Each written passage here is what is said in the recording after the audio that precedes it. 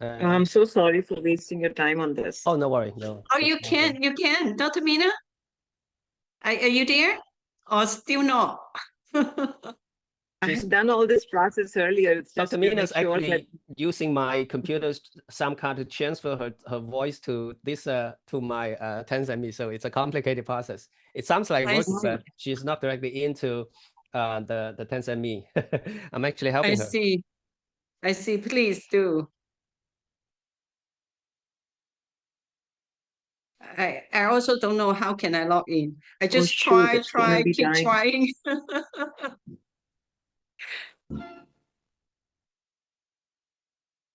我们的 speaker Dr. Mina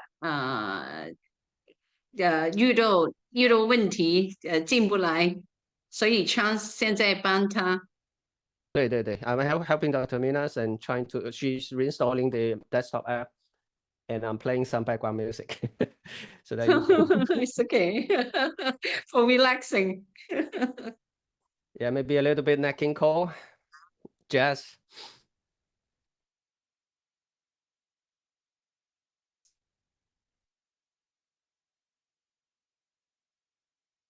Hi, Summer. How are you, Summer?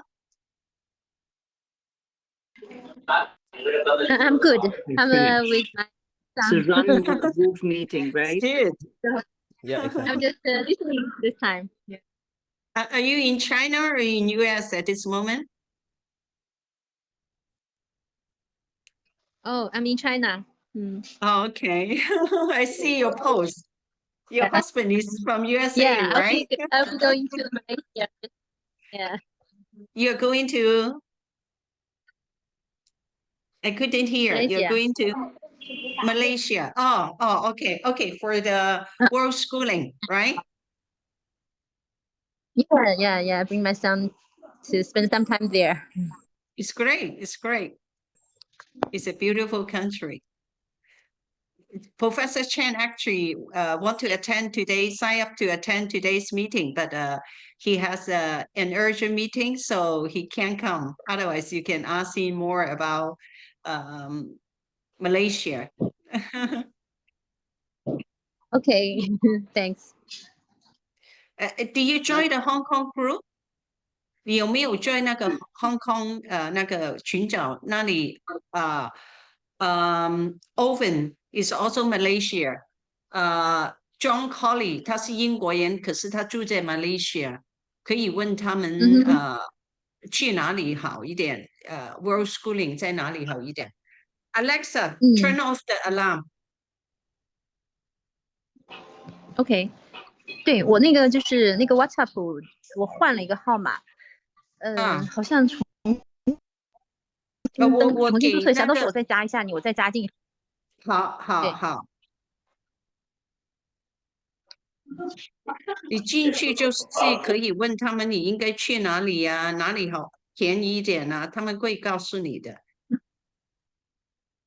好的，谢谢。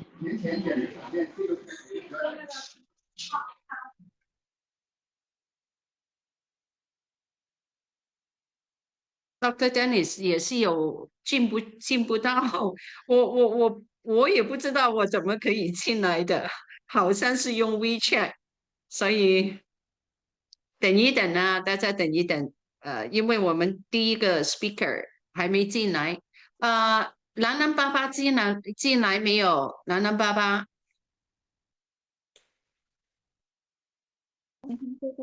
进来了。进来，你说先讲好不好？因为他们Dr. Mina 进不来，Chance 现在帮 Dr. Mina 怎么进来？那你先present 好不好？可以啊，没问题啊。I think Dr. Mina, she got in. She got in. Oh, okay. Oh, hi, Dr. Mina. Thank you so much. So, Chance, please teach her how to use the translation function and also teach her how to use the PowerPoint presentation. Yeah, maybe Dr. Mina, you can try, right? Because at the bottom, Yeah, the- yeah. the- Is it? Yeah, I think it's just like Zoom, right? So I Very should much be able like, yeah. to see. Let me just pull up my slides and stuff so Yep. I can. So the option Uh, for the sharing for this session is like all attendees can share. Yeah, I see that. Next. Chance, please help. Another one is Dr. Dennis. He can't get into. Oh, okay. Virtual background. Oh, you have a beauty filter there. That's fun. Okay, so speaking. Let me go back to the meeting. I'm checking messages from WhatsApp. See if Dr. Daniels have any request for help. He said he's trying. Okay. No, you can talk with him in the main. In the WhatsApp, right? Yeah, in the group. Okay. No, he's in the WeChat group. Oh, okay. I'll switch to WeChat group. Please let me know when you see my screen. Oh, yes, I see it. I see it. Okay. 蓝莓酱你在吗？record record it 录音蓝莓酱已经开始了。好 Dr. Mina, Yes, yes, ma'am. you can start now. Stage Thank is you. yours. Oh, I can? Yeah, the stage is yours. Oh, awesome. So hello, everyone. This is Dr. Meenakshi Singh, and I'm thrilled to be here. And let me put my, and I want to thank Dr. Vivian and Homeschool Education Talks and the team and Chance and everybody to help me log in and be here. I'm excited to be here. And as you know, homeschooling has been on the rise, and then I've been helping many kids for past 20 years. I'm an independent educational consultant, and I'll go over my introduction in a bit. So we would be talking about the Homeschooler's Guide, Mastering in U.S. College Admissions, and it presents incredible opportunities, and it comes with unique challenges. So my intent today is to give you information regarding the U.S. college admissions and some more about the process and the planning and the unique strategies and successful stories that I have from past few years. So to deep dive in, so the format that I have is that I would be presenting my information to you, and I would love if you have any questions on it to address them towards the end of it, so we can use the time wisely, because I know we have other presenters as well. So thank you, everyone, for having me. And then let me go into the presentation mode.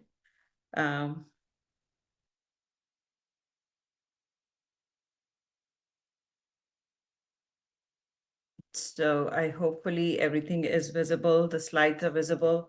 So this is about me, what I have been doing, because I don't think most of you know me. So I'm an independent educational consultant that helps family navigate through the college admission process. I had founded a learning center. I had 7 to 8 learning center locations, and I had a license after school. I am a Texas educator in high school science, gifted, talented, and special needs.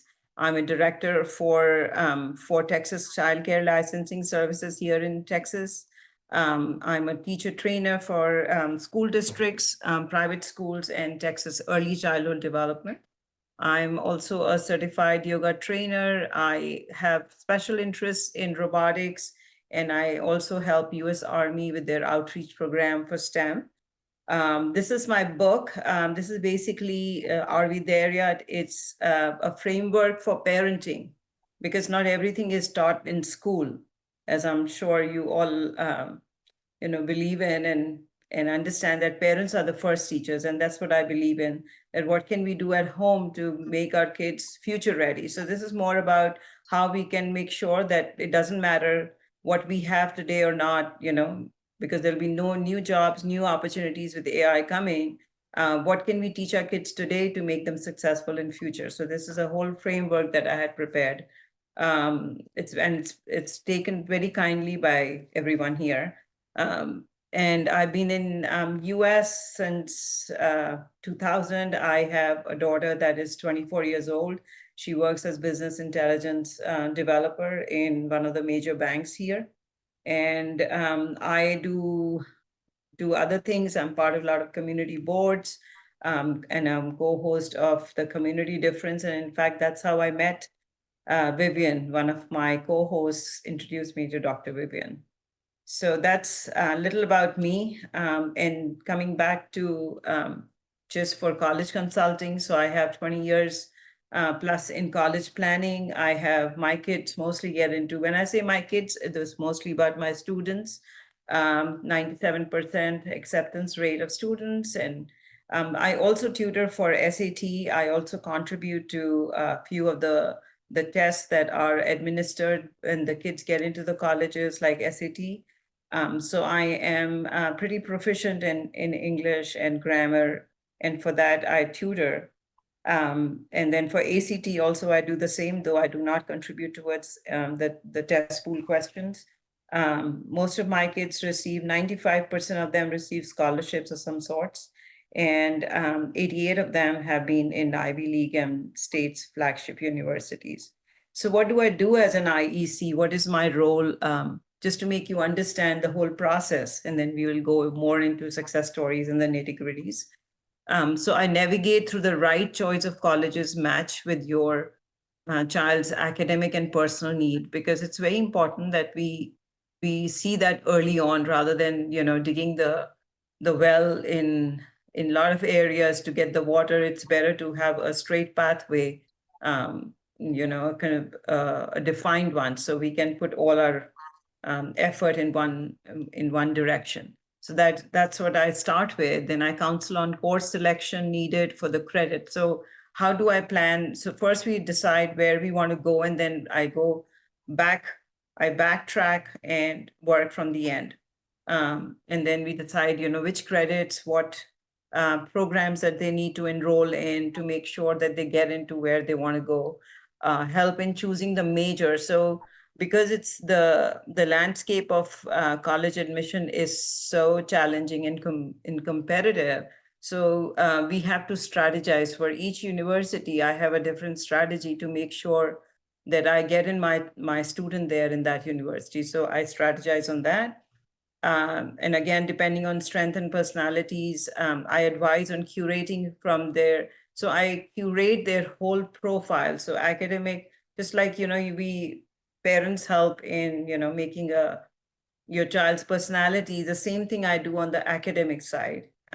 Kind of counsel them, work with them as a mentor, and then work on their resume. Demonstrated interest is another kind of a vocabulary that I will go into later.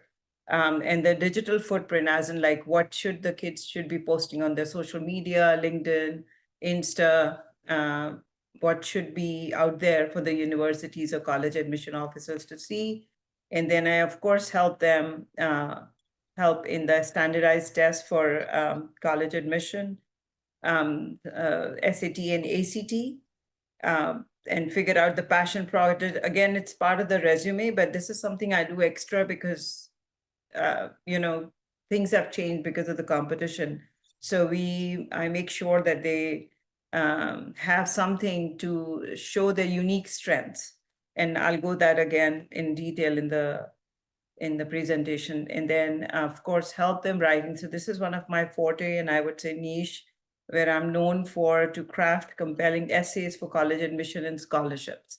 And I also help them in negotiating scholarships, because sometimes what happens that you might have two comparative colleges, when scholarship makes the you know, the difference of where your child should go. So I help in that as well. So this is pretty much my role and things that I do to help a student get into a good colleges.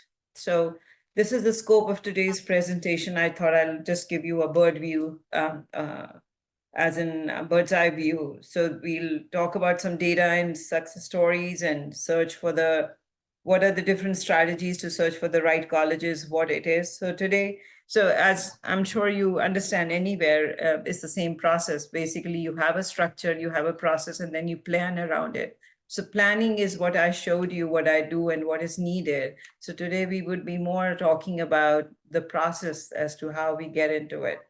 So this is the data that I got that from reliable sources, that it was 3.7 million homeschoolers. And there's been a rise of 1.5, and in 2024, we have 6.73% of homeschool kids. So, and homeschool, as you know, has been rising in US because of safety, and every time there's a shooting in the elementary school or any other public school, mostly parents just withdraw them. And I have my personal friends that homeschool in Texas, and universities now have special division in their admission officers where they actually help the homeschool kids get into the system and understand and to make them successful in it. So why US universities welcome homeschool students? Because there's diverse learning backgrounds, because I have seen so much potential and I've met some incredible kids, and I'll show you my my success stories that I was privileged and humbled by their, the potential they had. So they have diverse learning backgrounds that add value. They're mostly, I have seen, they are very independent in learning, and they have high critical thinking, and whatever they approach, they have a very mature way of looking at things. And of course, parents get in homeschooling, you have a flexibility in curriculum design. And since interdisciplinary majors are on the rise, and we see how it's needed, especially in AI, from STEAM to STREAM, I'm sure you know these acronyms. They're science, technology, engineering. So it's reading, engineering, arts, and math that they are including here. And then, of course, homeschool kids have always been performing very well on SAT, ACT. All the kids that I've had so far, I had to struggle the least with my homeschool kids. And universities' commitment, so because DEI is on the rise and everywhere, there's more funding in the universities and local districts for inclusion and equity. So most of the universities are liberal here. Liberal has liberal thinking, and they have commitment to inclusive. So this is mostly that how the students have been on the rise, and 67.9% of the homeschool students went on to attend the 4-year college. And these are my success stories, I would say. Ethan right now is in fact working in, he is interning at an association, a profit organization that is associated with White House regarding public policy. So he was with me 5 years back. I knew him from the beginning. So in my learning center in the morning, we had classes and science and robotics classes for these kids who were homeschooled. So that's how I met Ethan. And so what I did for him is because we still have to, there are some criteria that we have to fill in. We used MIT OpenCourseWare because we have to show that it's from credible source. It's just not us that we consider our student to be brilliant. So we did AP Calculus BC, MIT courseware from Harvard. We did Coursera AI and machine learning. We did online and from the Yale Open courses. So these are all the good resources that I wanted to also show you that you can use for your child, right? And then for Passion Project, we did a machine learning model for predicting voter turnout in US elections. And I'm no expert on AI, but this kid went above and beyond in everything that he did. And then we also did kind of a foundation nonprofit. So what I do is I start as an initiative, not necessarily give them a status of 501c. That's what they call it here in US. It's just that, whatever the kids earn through this, or if they are just volunteering their time, we again give it out for some charity.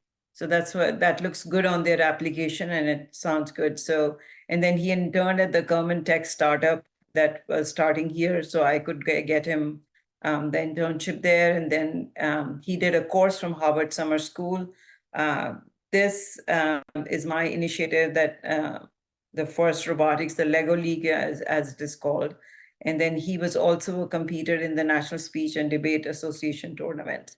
And he came second there. So, and then he got into the Harvard University with what the major he wanted, computer science and public policy. Olivia, again, I came to know her pretty late, but she was known to a friend of mine. And that's how they were from New Jersey. And this is what, and she also wanted to be, she was very much concerned about the environment, so to say, the environmental sciences, and also interested in engineering. So I had to see how I can make her profile in such a way that it would be interesting and give her the right knowledge to thrive in college, because that is another thing that we have to make sure that homeschool kids do not miss out on anything and their profile is complete. So she performed really well on ACT, so we decided on to take ACT instead of SAT. So both the tests have, so SAT is an aptitude test and ACT is an achievement test. And I think we can have a separate seminar on that. There's a whole huge debate about, how we need to go, and each test has its own approach. And I teach the kids from how the test is, what the test is looking for. So it helps them understand the inside workings, and that's how they get successful in these tests. So ACT is achievement test. So, and you would mostly find that the kids either do good in aptitude tests or they would do good in achievement tests. And I'm sure as educators, you understand that. Research project, we did the solar powered desalination system. This was pretty popular. In fact, the city of Frisco gave her, she gave a presentation and they really liked it. And that's what I included her in a profile. And then for extracurricular with the Plano City, we did a Green Minds initiative, and that was basically cleaning up the local parks, besides giving education about solar panels. And then we had, she did this program, summer program. So these programs are not necessary that you have to do, because some of them are very expensive. For 1 week, you're spending about $6,000 to $7,000, but it does give your child kind of a sneak peek as to what the university life is going to be like. So I think it's a pretty good takeoff from there. And then she started a YouTube channel, and I'm not sure if she's continuing with that, but that was to educate the young kids about the environmental science and renewable energy. So she would make like 30 seconds videos and put out different topics about the environmental science and what the kids can do, like using recyclable bottles and all that. She was also a track and field athlete in a private league, and her parents used to just drive her around all the time because she was involved in so many things. Adit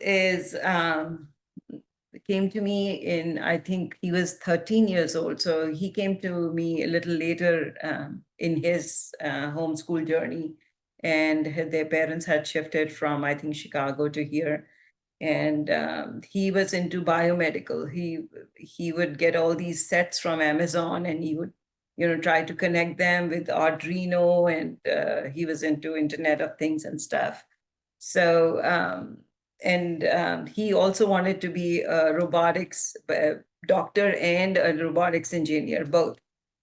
So, so his profile was pretty interesting, and I had to, for each of these kids, I had to do a lot of research, and I came up with a plan, and then we narrowed down, and that's how I make the plan for the kids. So we did AP Biology Neuroscience course from Johns Hopkins. This is Center for Talented Youth, he could get in there because I made him attempt a test because I didn't know his abilities since he came very late to me. So, and he was accepted in that Center for Talented Youth. There used to be a program by Duke University, but post-COVID, they ended that program because of the funding. And then he was interested in research in neuroengineering. So I had this doctor friend where he went and shadowed him for some time and did a small research project with him. And for math, we did AP Calculus. And this was through so I tried a different approach with him. So dual enrollment is while you're in high school, instead of doing advanced PACE, you can also enroll in a community college and get a 2-year associate degree. So you earn the college credits while being in high school.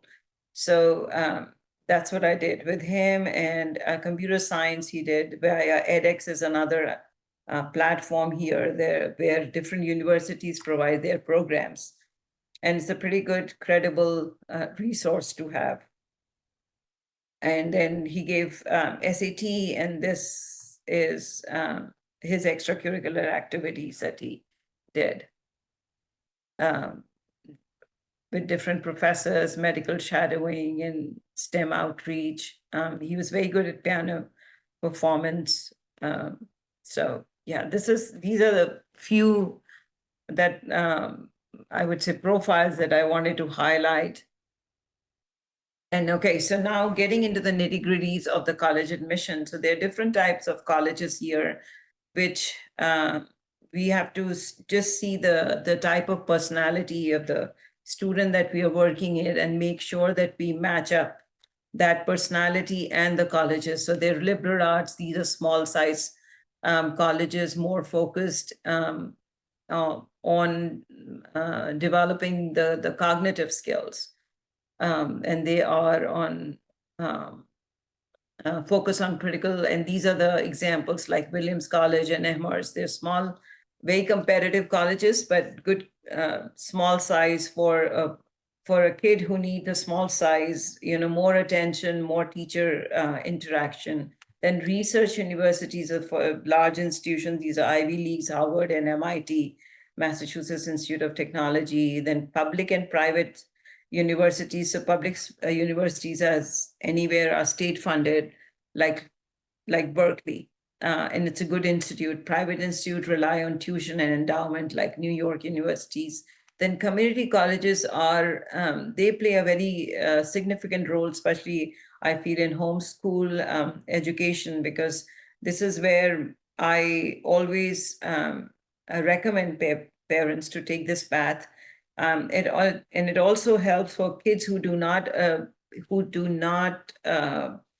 perform so well on any standardized test, because that we don't need those tests to be enrolled in community college. But what it does is that if that college feeds into, like the Austin, if we wanted to get into University of Texas, so if we go to the community college that feeds into that, then automatically you will get an admission there. And just like here, the example that I have, if you take a 2-year program in Santa Monica College, you can go to UCLA because that's the college that feeds into that university. And then there are specialized institutions. I have 2 students in Juilliard, and one is for the music, and another one has gone for their acting career, and they're doing pretty good.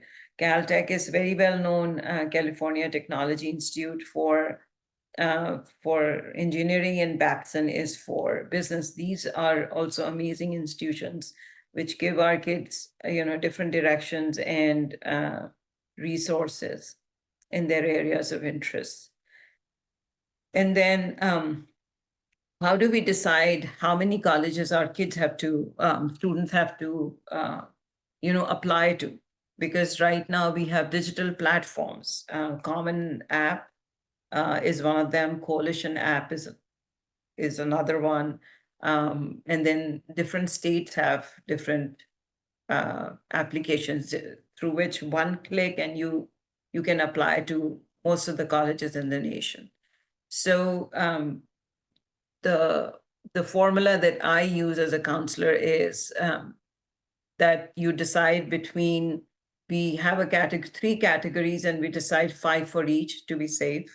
The dream school is if you are, so say if your SAT score, your ACT score is 34 and your GPA is 3.8, and then, but in Harvard or MIT or Stanford, all these Ivy Leagues, they're mostly looking for high score on SAT or ACT. ACT would be 36, and GPA should be like, even if it's a perfect score, I mean, that's what they're looking for. They're looking for cream of the cream. So then, of course, that would be your dream school, because you are just matching.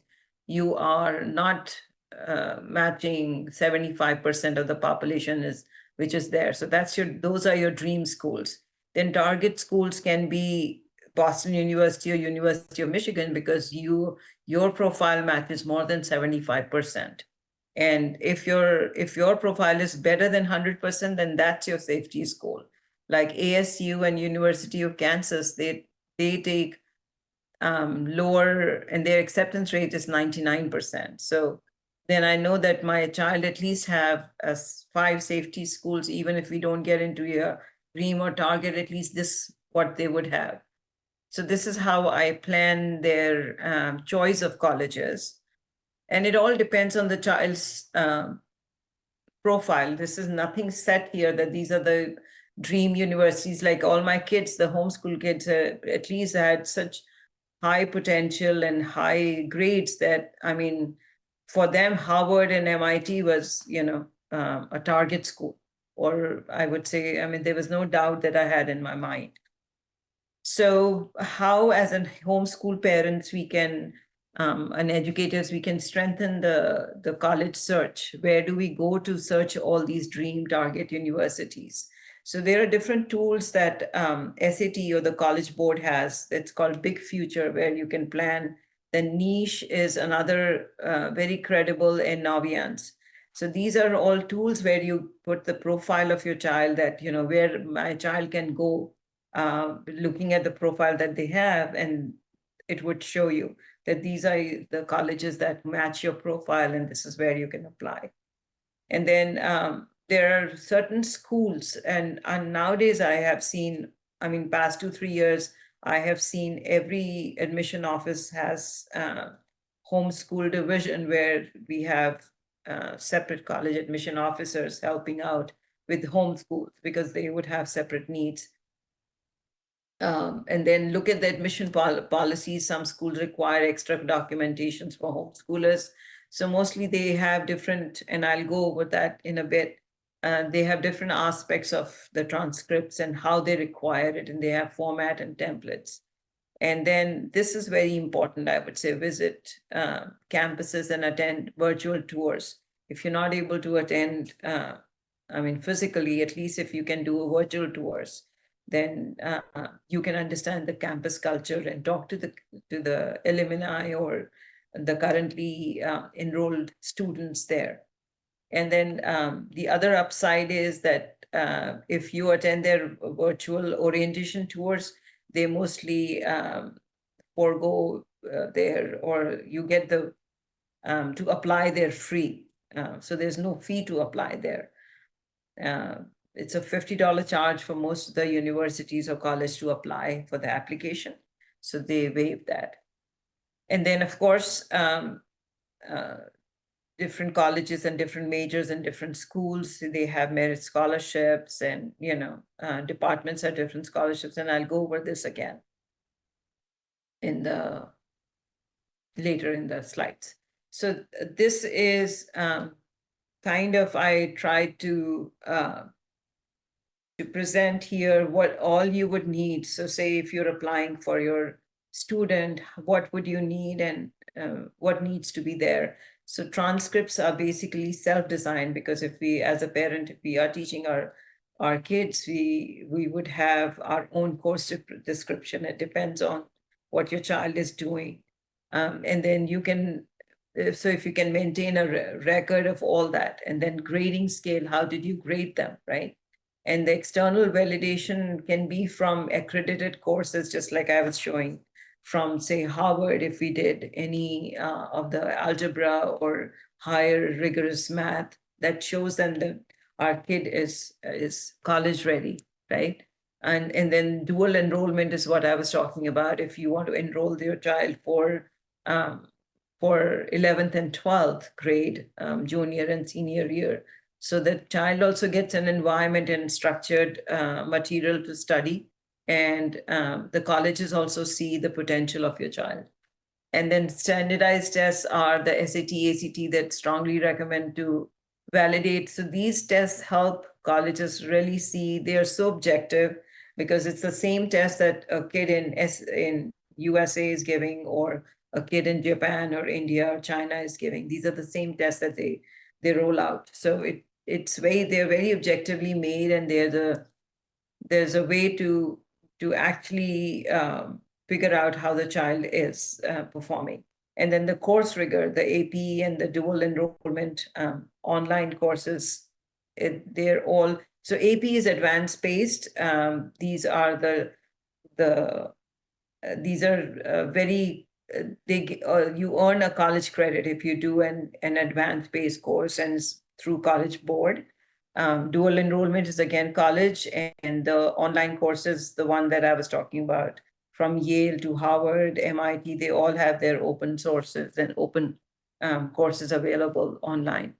Letters of recommendation should be not coming, of course, from the parents, because we want an external. So tutors, online instructors, coaches, mentors, anybody can give the letter of recommendation.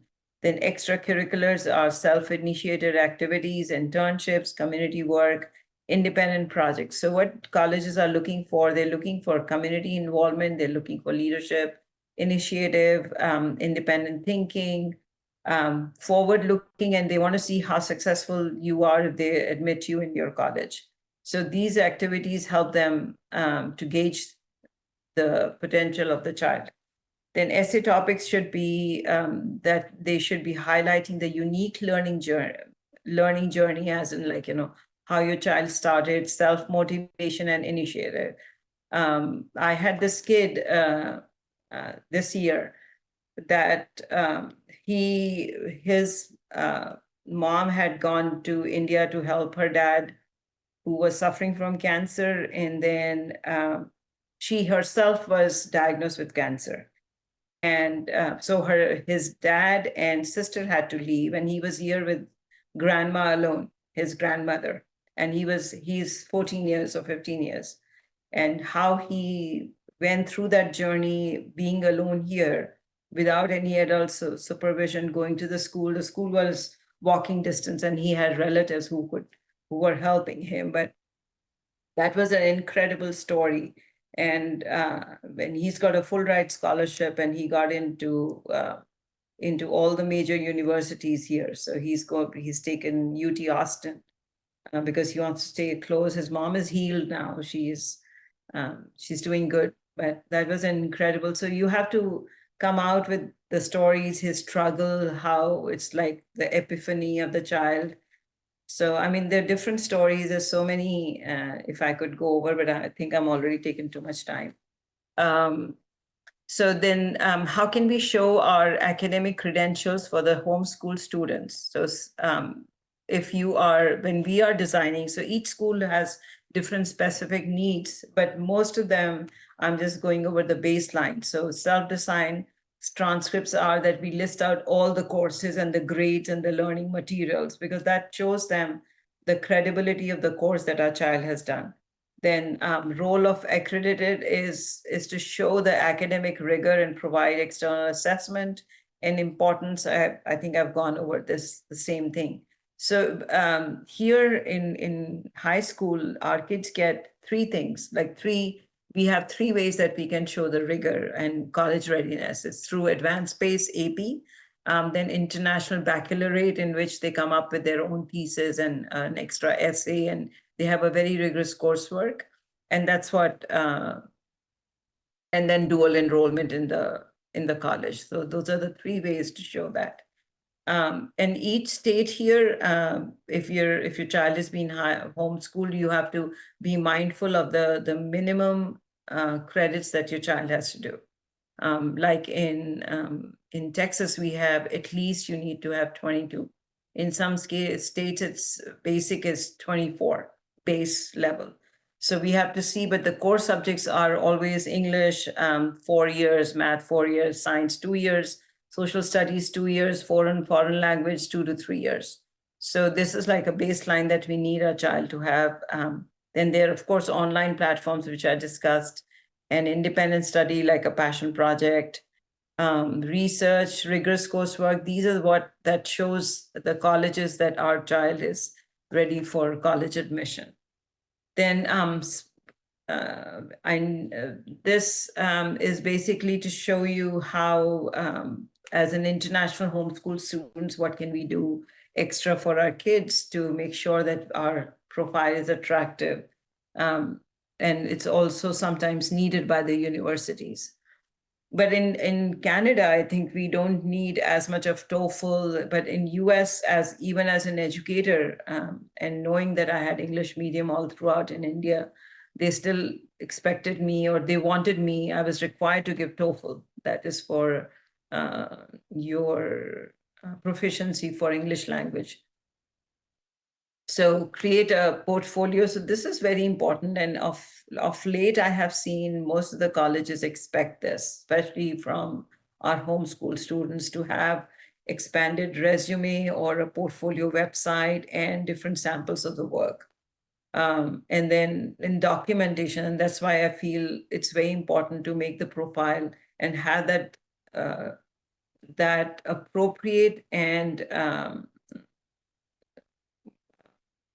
I would say the digital footprint or the samples of work. Then English proficiency, we have these tests that we can show using them. And sometimes the university will let you know which tests they would like you to take, and accreditation of coursework and standardized tests and visa requirements. Once you get the admission, the university or the college would help you get that. And then these are the universities I thought I would just include just to show you that these are, they're very flexible. Harvard, MIT, NYU, most of the East and the West Coast, they're very welcoming. And now even Texas, in Texas, I think we have maximum high school kids, and all the universities have homeschool division at their college admission offices.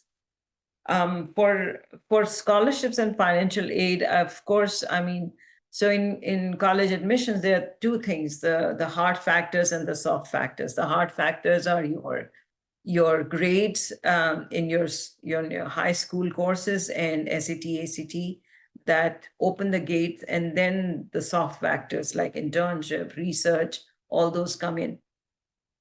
And for financial aid, and that also, most of the scholarships in US, I'm sure, as you know, is offered during the admission, and it's mostly merit.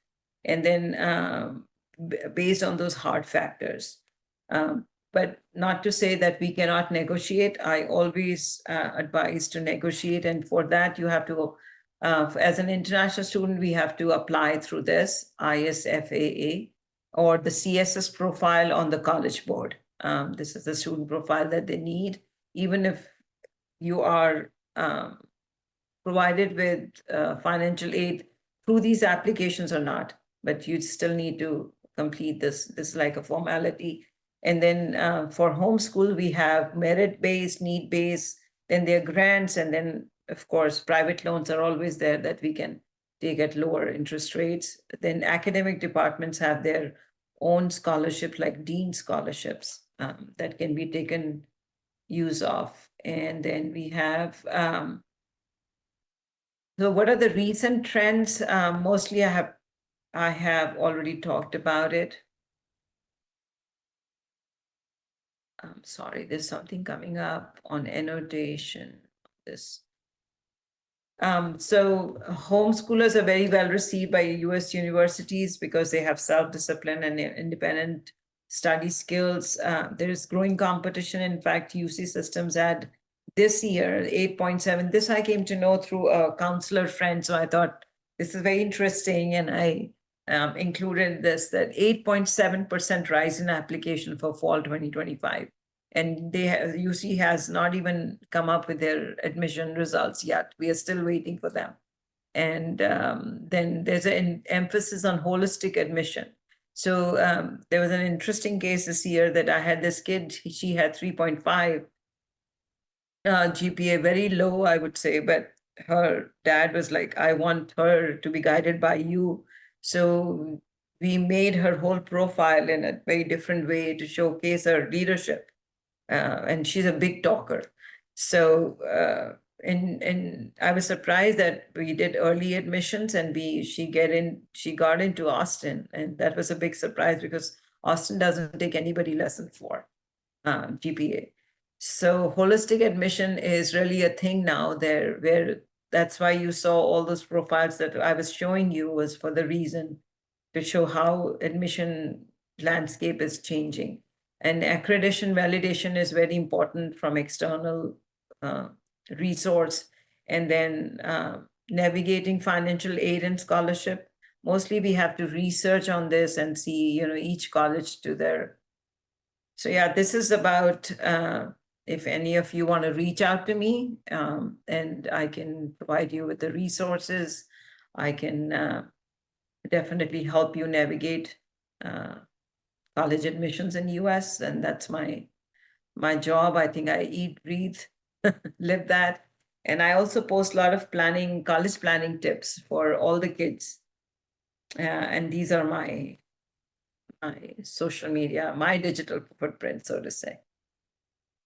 So yeah, this is my information and this was my presentation.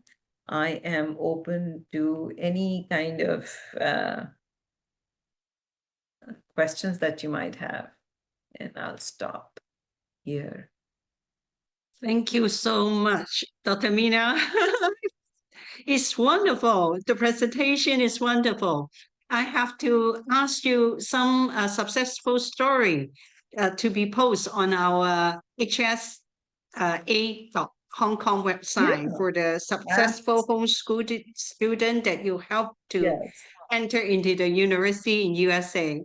Those will give encouragement to our society that homeschool students can achieve that far. Harvard, Stanford, Rice University, wonderful. Thank you. Thank you. I mean, each slide can be one webinar. I haven't covered so many things from vocabulary to trends, and there's so many things. It's just that, I thought whatever I could give the outline so that you get an idea as to what's going on here. Okay, any question? Homeschool educator, you can ask any question, whatever question you have to ask Dr. Mina about it, college admission for homeschool student.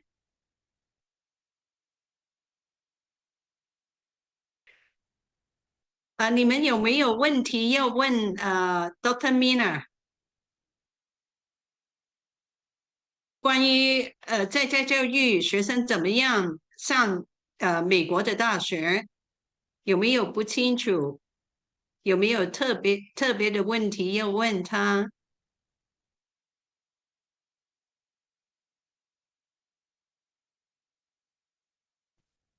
老师好，我有个问题想请教老师。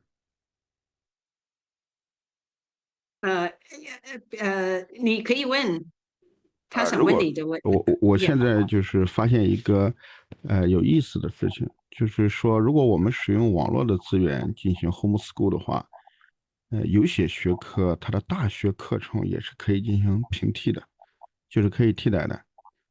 也就是说，我们的孩子是不是可以不上大学，就可以用 homeschool 的方式，把大学也可以平替掉，就像替代现在的小学、中学和高中一样。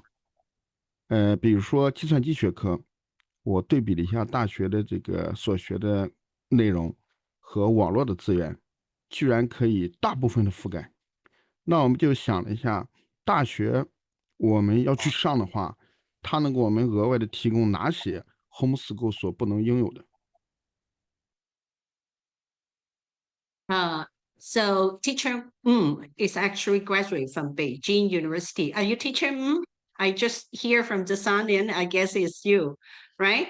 He graduated from Beijing University. His question is asking, because right now there is a lot of online source, even for university course, which is really good and can compare with the course that study at the university. So his question is, so since the online resources is so advanced, is so sufficient, so does it means that the whole student don't really have to go to the university because you can study online, same as you study online for the primary school, secondary school, high school, those kind of thing.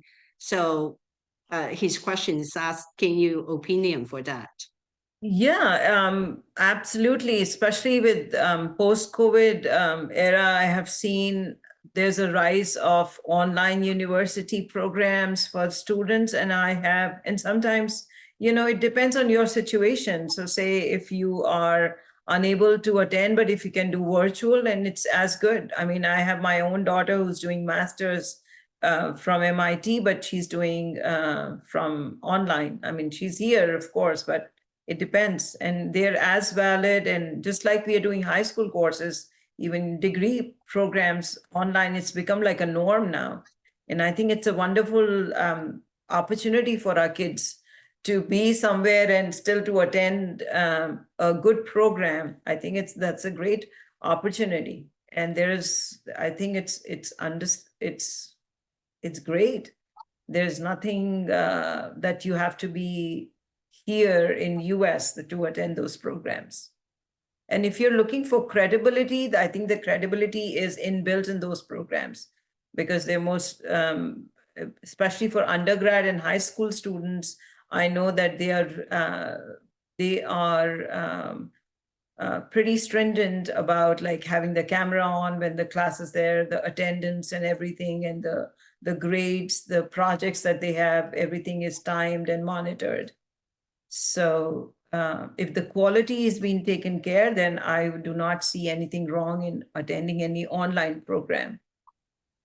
But we have to just make sure that the standards are in and it's accredited program. It should be accredited through some kind of board or commission, so we know that our student or child is getting the right information and right path and resources, because that's the kind of foundation that we are building on for their future career, because we want our kids to be part of the functioning and get a good job basically, and to be independent on their feet. Is that what was the intent of the question? Did I get it right? I think so. Summer, 你可以 translate into Chinese 吗？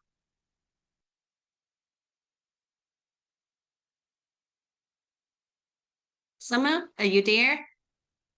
Can you translate into 好，谢谢。因为我刚才就是在一个理发店跟我儿子在理发，所以他也比较吵，所以我走出来。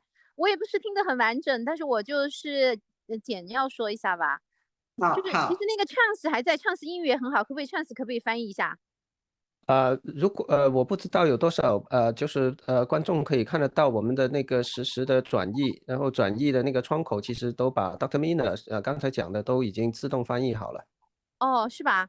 哦，就是要翻译吗？Yes, there are real-time transcription on the transcript window. You can see that. 不需要翻译的，不需要翻译的。或者你在群里面问一下那个聊天对话，问一下有没有那个就是哪位家长想要就是简短的翻译一下。如果大家都说可以看到那个 transcript 的话，就不用再翻译了。是的，它在那个实时转写那个地方有一个英文和中文的一个同声翻译。对，就是能够用那个功能，可能就根本不需要了，因为比我翻译的还好。对，没，谢谢。我觉得你翻译的话更有那个味道。对，什么翻译或者是 trans 因为你翻译是立体的，有温度的。好好，那就简单的我就简单的就是总结一下，就是刚才好像那个问题吧，因为我也没有听得很完整，就是好像是说有家长就是问，就是现在就是美国的那个线上课程是怎么样，是吧？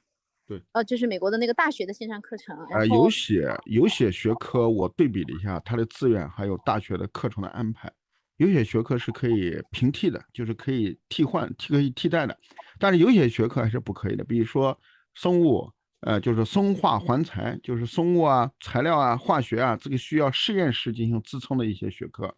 那你 homeschool 的话，你不可能说我在家里面搞一个生物实验室，几百万。那这样的话，这个学生呢，还是需要到大学里面去的，需要政府、需要大学对他进行资源的一个提供。但是有些学科的话，那大学的必要性就可能会被网络的资源所替代，比如说计算机专业的、商业的。有一个比较灰色的笑话是这么说的，就是前段时间大陆播放的一些电视剧，有个叫做《F40肉联厂》，它一句特别有名气的台词是"学中干"，就是呢。叫做干中学，就是我们一边干这件事情，我们一边去学，用 PBL 的方式来驱动这个事情。我个人见解呢，就是有些学科它是可以对大学进行替代了。对对对，因为我看好像以前有一些那种线上的课程，它像那个好像叫 Coursera 吧，它有一些本科都是可以在线上上的，但是后面有一些像 Electronic Engineering 啊，就是这种电子工程啊，它后来就取消了。最后还是剩的，主要还是以那个就是计算机那种数学为主的，还有对，一些数据分析啊，然后还有一些文科类、教育类这种，就是说你不需要手动去操作的实验室跟实验设备不相关的，它还是线上课程比较多。其他的呢，还是要到学校去学，好像。对，你个生化环材它需要对对对大量的实验室资源、耗材进行支撑的，它还是离不开资金这个背景的。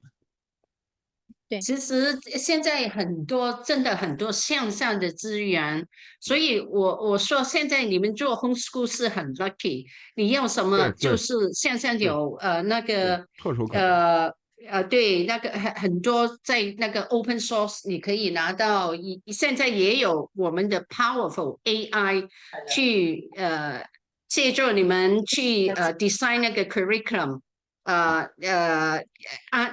做功课、大功课也是可以用 AI，所以现在 homeschool 真的很方便。homeschool 的话，它比学校有一个最大的优势，就是你有充分的自主性，你的课程的需求包括安排不需要受到课表的限制，你的时间是大块的，可以3个小时一天、1个月、1年只学1门功课。然后你就可以在这个领域达到一个非常 broad 的一个 level。如果说我们的孩子放到大学里面去，今天上这个课，明天上那个课，他从时间上是一个碎片化的。所以说，我认为的话 ，homeschool 的优势在 AR 时代的话，特别有丰富的工具的支撑之下，它的优势会越来越明显。有些实验室它也是虚拟的，就是说我刚才说过的生化环材呢，它需要一个实验室的进行一个支撑，但是现在的虚拟实验室都出来了。对，其他在家教育的家长有没有其他问题要问 Dr. Mina？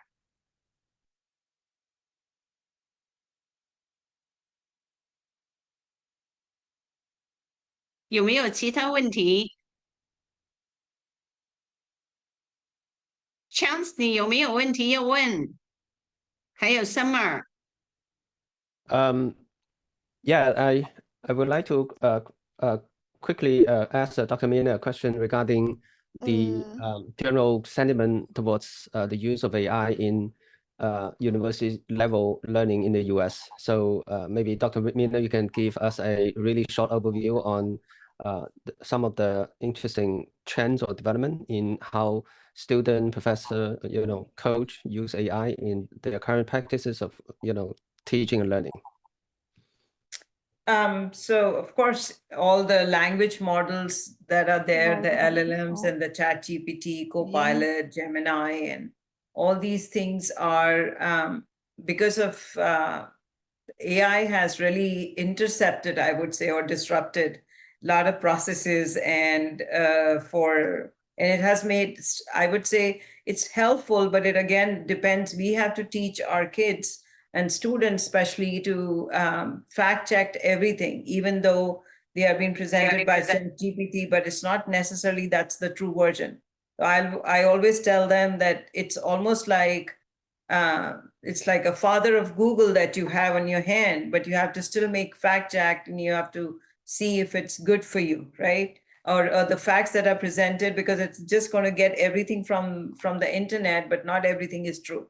Having said that, I'm sure you all know about digital quotient.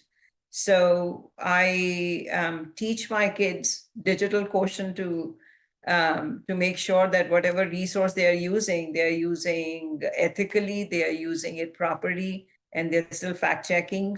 And I also make sure that we are not, I would say, watering down the cognitive abilities and just being dependent on AI, especially in essay writing in colleges. If I am working I work on both the sides. I work with colleges and universities to as a college admission officer, and I also work in private capacities with the families to help them get into these universities. So I work on both the ends, and I see it from, so AI really helps us, just like any software that we use to see which applications would be fitting for the universities that I am serving as college admission officer. So all the applications coming in with, say, if my university has a specification of SAT has to be 1,500 and more, and these are the keywords that we are looking for in the application. Those are the applications that I will see in my end, and those kids would have admissions. I mean, that has streamlined. It's I would say be a boon and a bane on both the ends. But and then college essay writing, we have to, again, it's an extra work as an admission officer, where I have to I would say scan most of the essays through, and kind of what should I say, go through like a test through the Chat GPT, and there are a few other softwares that I don't remember the names, that I have to make sure that the essays are not written by AI and it's written by a real person. So it's working on both the ends. I mean, it has helped me in, say, if I have to put out a presentation, so I also teach in colleges. I teach in the management schools, communication 1-on-1. My PhD is in communication and education both. So if I'm teaching communication, and if I have to put together a quick presentation for, say, the first chapter, the elements of communication, I can put in my prompt, and the AI comes up with a beautiful presentation that I can do. But just like today I did my presentation, but it was even AI can do that, but it cannot still personalize things that I wanted it to be there. So it is helpful. It is, I would say, kind of disruptive too. It shortens the process, but we have to just use it very wisely, I would say. It's a tool. I always feel technology is just like tool.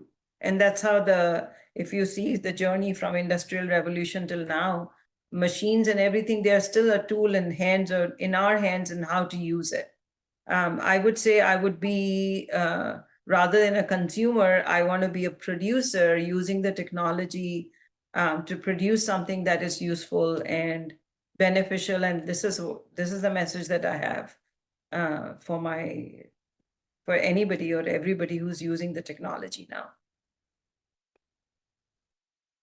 Thank you, Dr. Mina. I think that's very inspiring to me, and I especially like the term digital quotient, and also love the way that you frame, how as a human coach, right? How we position ourselves, and how we set up the guard, right, against the dark side, right? Because I'm a technology designer myself, I think it's our responsibility to be transparent, and also be educational, to tell. To promote all the dark side that could go wrong, right, about technologies. Yeah, appreciate your answer, Dr. Mina. Thank you so much. On that note, if I can say, I'm writing a book. I don't know if you've heard about Raymond Aaron. He's a top bestseller of Chicken Soup for Soul. So I'm co-writing this book with him. It's called IQ, EQ, and DQ. It should be out by September. So it's intelligence quotient, emotional quotient, and digital quotient that we need going forward. Very good. We definitely look for it and buy it. 现在还可以问问题吗？可 Thank 以 you 可 so 以。 much. 就是我现在13岁，我想申请美国的在线高中，有什么？自主申请的话要有什么资料或方法？ She's 13. She wants to apply to online high school in America, and she's asking your advice for that. Maybe advise her the school and advise her the application process. Yeah, absolutely. Great meeting you, sweetheart. So most of the schools that we have, this K-12, this Connections Academy. I can send you the resources or through Dr. Vivian. There are a few universities which are public universities, and they have great curriculum. K-12 is very popular here. Connections Academy is very popular here. They have good programs and good curriculum, and I can definitely guide you if you are looking for more guidance, because I don't think here I would be able to give you. We can connect maybe later on, but those two academies or those two programs are really good for homeschool. Most of my kids have been using, or families are using. And then again, if you have a need for, say, if you're looking for religious base, or if you're looking for science base, more on science and project base, so there are different programs that I can assist you with. And you can start writing directly to the universities that, hey, I'm an international homeschool student, and they would give you the whole guidance and they would help you. You can even have a call with them. You just have to see which universities you are looking for. What is your area of interest? 你今年是13岁吧，对不对？你想要的是中学 online 中学，对不对？ high school. Online high school. Yeah, high school. Then yeah, K-12 she's, if you search. Sorry. Yeah, she's 13 and online high school. This is what she's looking for. Yeah. So Connections Academy is great. And it's just like it is in K-12. So K and 12, yeah, K-12 is K as a alphabet and 12 as a numeral. And then Connections Academy. Those are good virtual schools that I can vouch for. And what about another one, which is supported by Stanford University, Stanford Online? Stanford, so if you're looking for particular courses, then you can go to Harvard edX, there's Stanford Online, there's Yale. So they, not necessarily, it's like a program that you're enrolled in, but different separate courses that you can take there. There's Austin University online high school courses that you can take. Most of the Ivy Leagues have Stanford, Harvard, MIT, UPenn, University of Pennsylvania, University of Colorado Boulder. All these universities have, and University of California systems, they have their own online schools, like UCLA, Berkeley. I'm learning stuff in Khan Academy, and is that enough for Stanford High School? Online high Yes, school? Stanford Online High School is a pretty good one. Sorry about it. It's a pretty good one. It has the full high school courses. I believe they have middle school courses as well. And Yes. They teach advanced level, university level as well, and they allow you to progress according to your ability, not your age. Yes. Khan Academy is a baseline, I would say. It's not rigorous. If you're looking for rigorous programs, What then I think you, abilities am I going to have? Sorry, could you repeat your question? What abilities should I have to get to Stanford online high school? you don't need any abilities. You just have to apply there. They might have some prerequisites. They might have some prerequisites where you might have to give a test in the beginning just to see where you are. And they would guide you, they would help you, to progress. I know a little bit about Stanford online school. So this is quite tough as well because they do have certain requirements. So Yeah. you prepare recommendation letter from someone powerful, someone know you well, and you prepare a record of your past study, and then you should pass some tests from them as well. So prepare all this for the submission. This is quite a good school, quite a Yeah. good school. Any other question? 他们的高中有奖学金吗？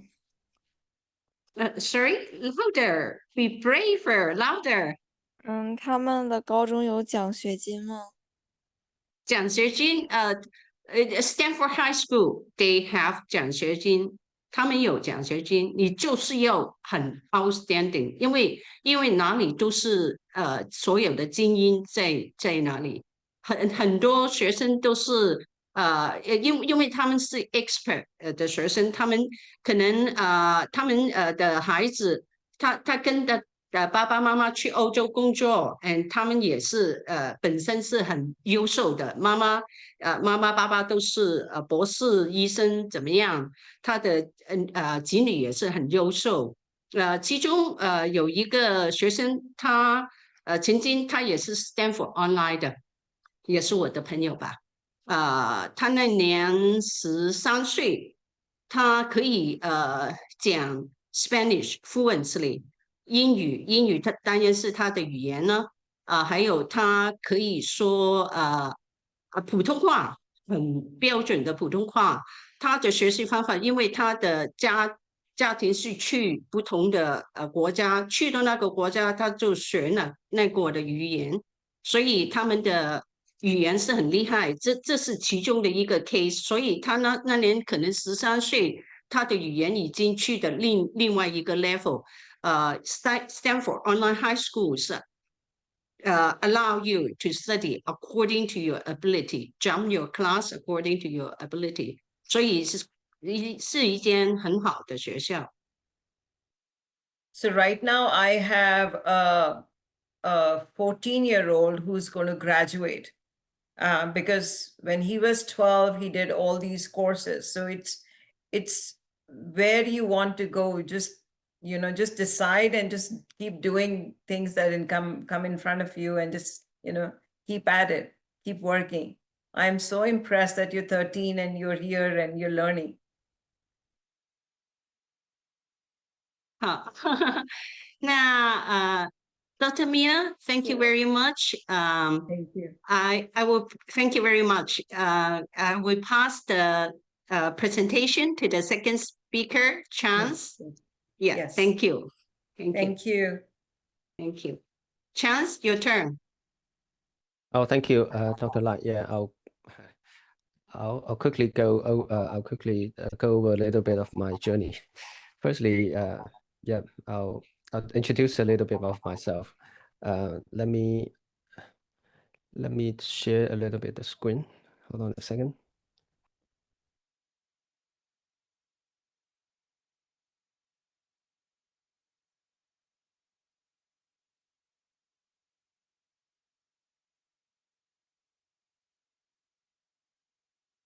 So good evening, everyone, to this call, and I'm so honored and happy to be part of the HSA community. And since I joined, I learned a lot. I made a lot of friends. So my name is Chance. I'm a technology designer. To make things short and relevant to the conversation tonight, I'm homeschooling my 14-year-old boy, Daniel. So yeah, this is as you see here. This is my short, LinkedIn page, showcasing a very product. My first 10 years spent in this institution. I helped build the first one of the first software engineering discipline in South China. It's called School of Software Engineering, South China University of Tech. So I spent 4 years here, and it was the highlight of my first job. And then I went on to build Start. I'm a designer of a lot of these kiosk systems. This is one of those innovation back in 2012. And I also helped founded, one of the China. It's a we call it a sustainable engineering, technology. It's called DOMB. It's a pretty ambitious plan, and we already built a home system that converging energy, electrical network, and data. So this is one of the technology projects that I think could transform the world. The founder is Alan Yo, not me. He's a helper, and I hope that the project itself will quickly, hope it will be open source and help more people to have a sustainable electricity and also data network and data uplink to the internet. Yeah, so this is a very fundamental technologies. It features direct current only. There is no inverter in the whole system, and also have an optical system built in. Yeah, they had a YouTube channel, and here's my old B2B conversation channel. Currently, I'm running a 10 people DAO organization. It's called breakpoints.live. So this is my main business. I'm doing consulting with my very high-profile team member. We build Web3, blockchain, and all these cutting-edge solutions for our enterprise customers, including the largest mobile technology provider in the world. And this is my educational project, and very close to my heart, as also my personal interest, and also the group here today, because we are homeschool community in Hong Kong. I'm super happy to be able to help Dr. Lai with my resources, technology, and insights. I'm personally in my personal I expect to contribute my insight into how integrate AI agent technology into the coaching or the education.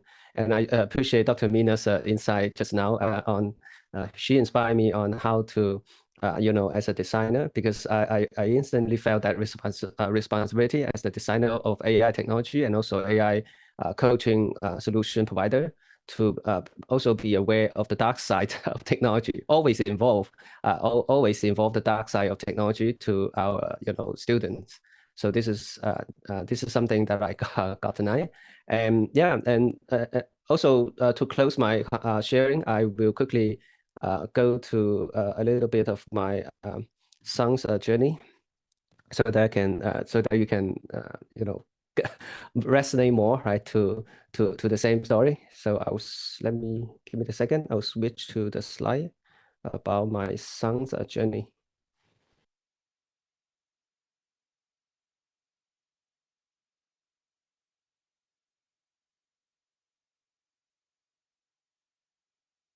Hold on a second.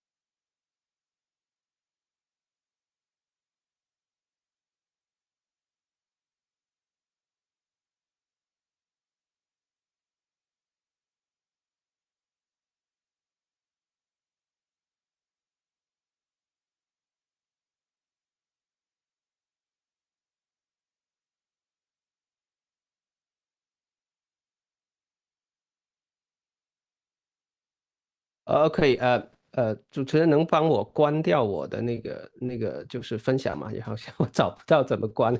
我的there are too many buttons on my side. I should remove myself from the spotlight, and then I try to see how can I stop my own sharing.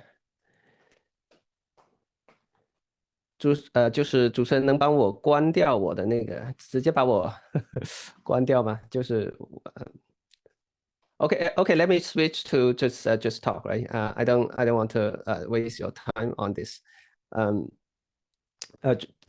主持人，如果你就是我是副主持嘛，如果你如果能够操作的话，请你帮我把我的那个就是就取消掉我的那个共享的权利，好像我找不到那个按钮了。There are too many buttons on this feature, yeah. So I'll quickly recap what my journey is, because 5 years ago, my son Daniel, he dropped out of the K5, partly because of the abusive. Thank you. Yeah, partly because of the abusive, nature of how the teacher taught him, and not personally, against him, but to the whole class, right? But so there are a lot of quite not in China's schooling system. I think that this is not rare, right? So, and my son happened to be not able to cope with the situation himself, but luckily we still stick to the point that he got something that he loved doing all the way from his childhood. Firstly, he liked playing with Lego, and then he liked all kinds of hands-on work, and he picked up Aero RC model, by his K4 to K5 stage. And then he went on to engage in different sports, not just RC modeling, but also a mountain bike. And so mountain bike in the past 4 years, 3 to 4 years, has been his passion. So we kind of went through similar journey as other parents did towards dropping out of school. So we went through the whole journey of being scared and not knowing what to do, and also try different means to seek consultation. And simply because the kind of framework that me and my wife used to have over the future of our kid is quite typical, right, among the Chinese and the Asian parents. Because I have like more than 200 years of family tradition of getting into the academia, because even in the Qing dynasty, one of my ancestors was admitted to the pass all the really got really high score and get admitted by the Royal Academy in the Qing dynasty. So I got this family pressure to all the way down for hundreds of years to say, okay, you need to bring your you need to train your kid to make him successful academically. But that didn't happen as expected. But luckily we got tons of help from psychiatrists, and also we got help from our peers, and gradually I also turned to a lot of these, because I'm a technology builder. I haven't actually paid a lot of attention to how to be a good father, to be honest. So over the past 5 years, I literally transformed myself all the way from being quite illiterate about how to fathering a kid to become someone who actually embraced the changes, because also I discovered a lot of new trends and powerful way to empower our kids, not just technology, but also myself, because I build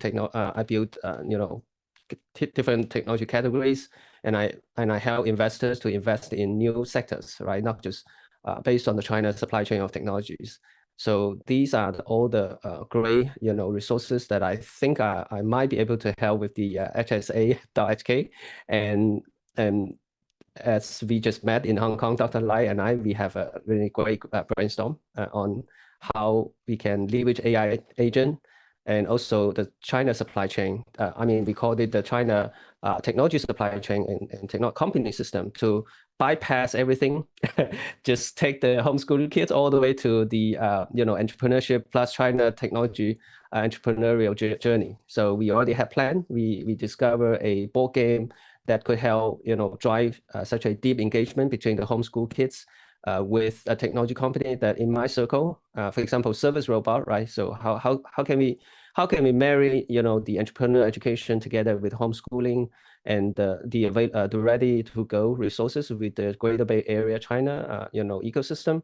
And I think notably one area that we, because I'm running the inky.com, it's a Singaporean educational staff trying to discover a new way of human, we called it the ACF, the AI co-learning framework by Inky. So ACF is the kind of framework that we try to design and open source. And also, firstly, we will help the HSA community. If anyone coaches, parents here today, you are also the coaches, right? We're going to publish and study and publish the same document and share everything, as PDF to you as on how to use AI agent to coach your kids. So I am a domain. I happen to be domain expert in more than 3 domains: computer software engineering, AI, including English languages. But I don't want to tie myself up. The strategy, also the inspiration that I got from Dr. Lai is like, I probably should focus on one single job, which is try to do something on my own domain, which is use AI to coach my own kids' English. And then I abstract, the whole process, the whole thinking into a document or something like, we call it the AI co-learning framework, ACF, and then publish that and together and keep iterating that and release it to mathematical coaches, for example, Teacher Wu, right? Other domain, because our parents are also the powerhouse, I believe. So the parents or anyone who, engage with the HSA, who would love to coach our homeschoolers, you can take on, such a challenges to say, okay, let me look at your example. Let me look at how you work with AI agent. And then I'm going to, we're going to help you to copy what we do. And then you will build your AI agent as well to be part of your coaching exercises. So one reason for that is because China is more, developing very fast in terms of AI. You probably heard the news, right? DeepSeek R1. And also I'm seeing, the really fast adoption among the major AI agent platform, like in China, like ByteDance, right? They have Doubao. We also have Tencent. They have Tengxun Yuanbao, right? All these different AI agent platform. So that's something exciting, because we have such a really, really, powerful combination of Hong Kong, right, being the has been the hub between the West and the East. And China is on one side, right, and the rest of the world on the other side. And I'm super excited to work with Dr. Lai and also our HSA's team, whoever interested in working with us, also my team in Inky, my Singaporean team, working on this framework. So that we can say, okay, this is the framework. And also thanks to Dr. Manish, so that we can, after I listened to your pitch tonight, I think the disclosing the dark side about technology and about AI should be part of the framework. So this, the ACF, the AI co-learning framework itself should also be, very educational in telling the kids the different dangers, the private, for example, try not to be addictive, right? If the AI pretend to be your lover or someone they shouldn't be. So that's one way. So all the dark sides, right? All the negative sides should be part of the, ACF. So that's something that I'm looking forward to. And I have jokingly told the group that, saying, I've been through the whole journey from scared to be totally confident in homeschool the kid, all the way to really aggressive in helping my old son and other people, right, to how to leverage AI agent technology to coach our kids, and also think a little bit further away to say, okay, there are old school problem. It's a joke, right? The homeschool society or everyone in the world are trying to find out the problem about the old system, but it's not enough. To me, solving the old school problem doesn't exactly bring on the new generation of innovators, entrepreneurs to change the world. especially if they have the power of China technology, and also have all these forward-looking, parents and visionary to build something that they believe should, help the whole human society, right, to be more sustainable. Not just go to the Mars, right? Because we know that in the Western culture, going to the Mars sounds like really daring, but to Chinese because Chinese culture is very much like an agriculture culture. We are ourselves an agricultural civilization. We are in Chinese culture, we are more we have these cultural structure that are natively have the sustainability idea built in. We always look at the people, human, nature, human harmony, and we always look for how to build technology that are sustainable by its design. And this is also why I build, help build the dual MB system, which is a new, energy and data system. So this is just one example, and I think that down the road, right? I just, because there are so many possibilities, but I just life is short, time is short. I would rather just focus on one thing, which is the ACF framework, and hopefully I can help HSA community to build something that's so unique and so powerful that we could make it a connecting point between the West and the East. And more people, will learn. Even the homeschooler from around the world, right, could learn from the Chinese how we work together with the AI agent to coach our homeschoolers, and maybe that become even a bigger trend to to inspire other educators in other area. Yeah. So I think that's all I had to say. I don't want to take up too much time. And thank you, Dr. Lai, and everyone listening to my whole story. Thank you.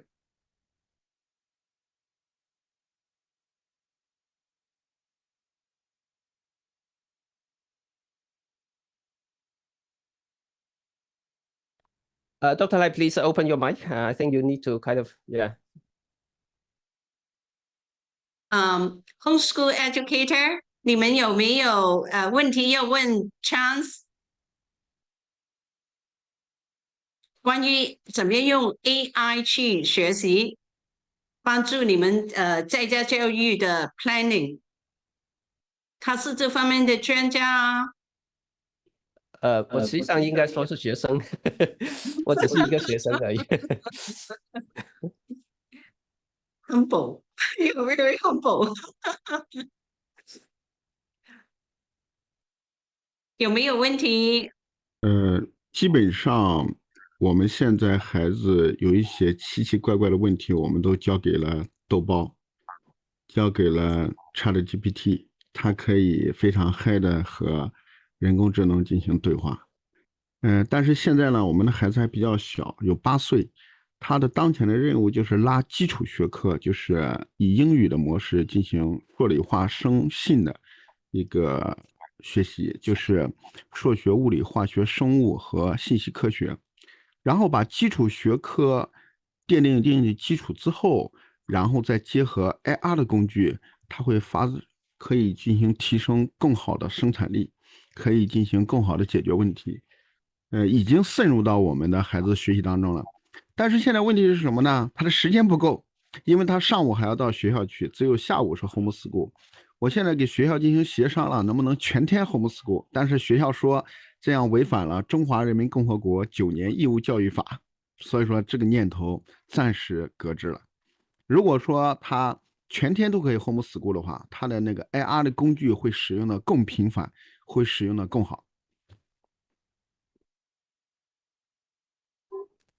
我讲一下关于这个学校说，全天 homeschool 违反了这个义务教育法的问题。因为我们家当时就是离开学校的时候，老师也是这样说的。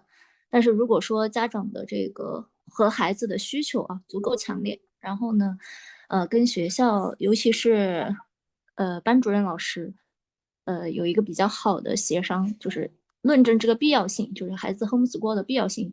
然后也不给学校带来太多的责任压力和麻烦，应该是可以实现的。我们现在的半天 homeschool 采取了一个比较极端的方式就是到医院开具了长期的病假条。这个是没办法的，因为家有家规，国有国法，个人有个人的对策，反正大家都互相在人情世故基础之上做一个台阶吧，就是不要让学校太为难，因为学校有教育局的 KPI 考核。对对对，然后就是这个意思，就是看大家能做到什么，对，就是大做到什家么程度，不在对。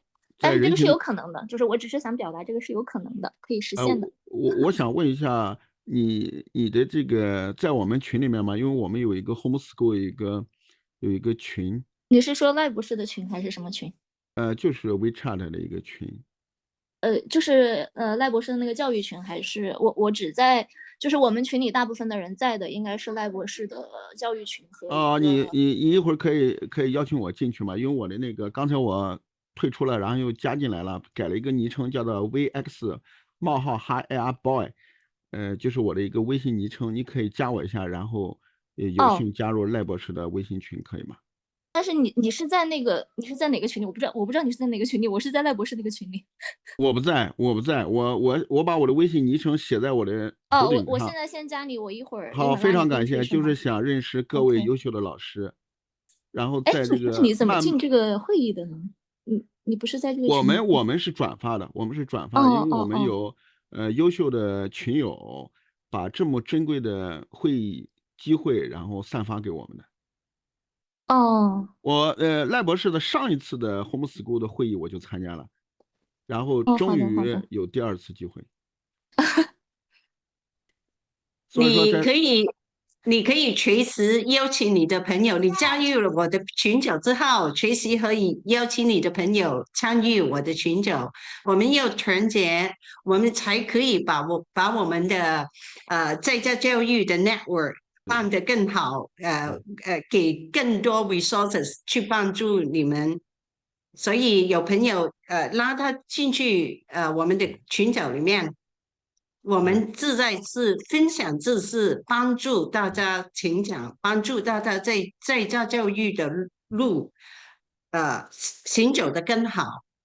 对，我们要抱团，要取暖，因为毕竟在走夜路。按照小平同志的一句话说得好，先富带动后富，我们要共同致富。对对，共同，这是很重要的一句话。好了，我现在要把那个权利给我们下一个 present speaker 兰兰爸爸，有请兰兰爸爸。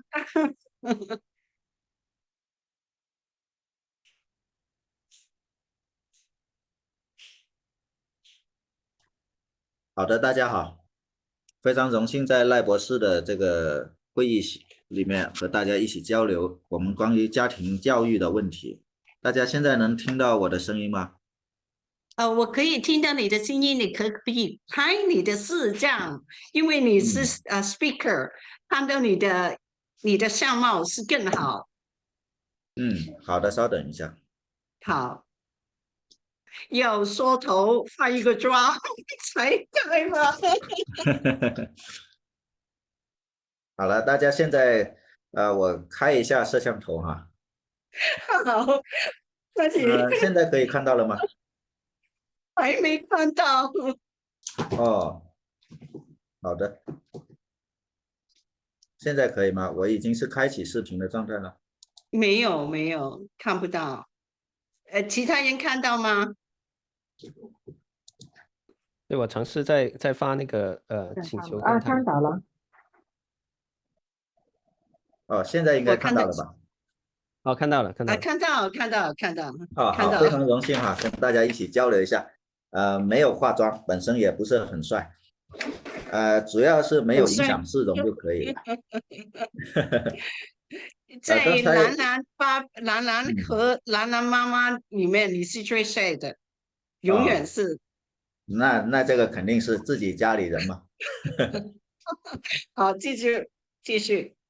好的，刚刚有认真的听到了前面2位老师在讲的内容，都是非常好的，特别是对于美国大学如何入学这是一个非常关键的问题。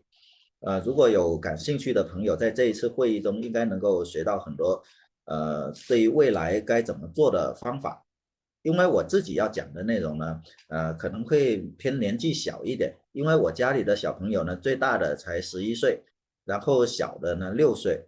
我讲的主要是对于这种比较小的小朋友的一些教育经验。然后我自己的教育本身呢，也算半个教育行业，因为我自己呢是做健康产业研究的，对医药行业、生物疫苗还有中药、中成药这些范围呢都比较熟悉。然后我做企业管理的时候呢，是做企业的培训，所以我在上课，我在工作的时候是在教育一些成年人。也就是说，都是一些像我们这么大的30多岁、40、50岁，在公司里面上班的人，就是我培训的对象，这是我的学员。所以呢，我是面对2个不同的人群，一个是成年人的教育，一个呢就是小孩子的教育。所以在这方面呢，反而更有一些对比跟体验。虽然我从事的是这个培训啊，还有健康产业的研究啊，平时也是一个行业专家的形象，但是在这里偷偷的跟大家透个底，我自己在学校的时候成绩很不好我不是一个学霸的，不是学霸，反而我是个学渣。在这里翻译不知道能不能翻译的好让那个外国的朋友能够理解学霸跟学渣的区别。就是我在学校的时候成绩其实不是很好，也没有学得特别棒，但是后来呢，因为我工作的原因，我特别注重实践，所以这些实践方面的东西多了，经验多了，反而呢，我就拥有更多的内容去跟我的同行交流，去培训他们，教育他们。这个过程中呢，学会了很多东西，比如说学习方法论，比如说金字塔思维，还有如何正确的有程序的去表达我们要讲的内容。所以这个反而训练了我的思维。我认为在我工作的做培训老师的这段经历里面，对于我个人的成长特别快。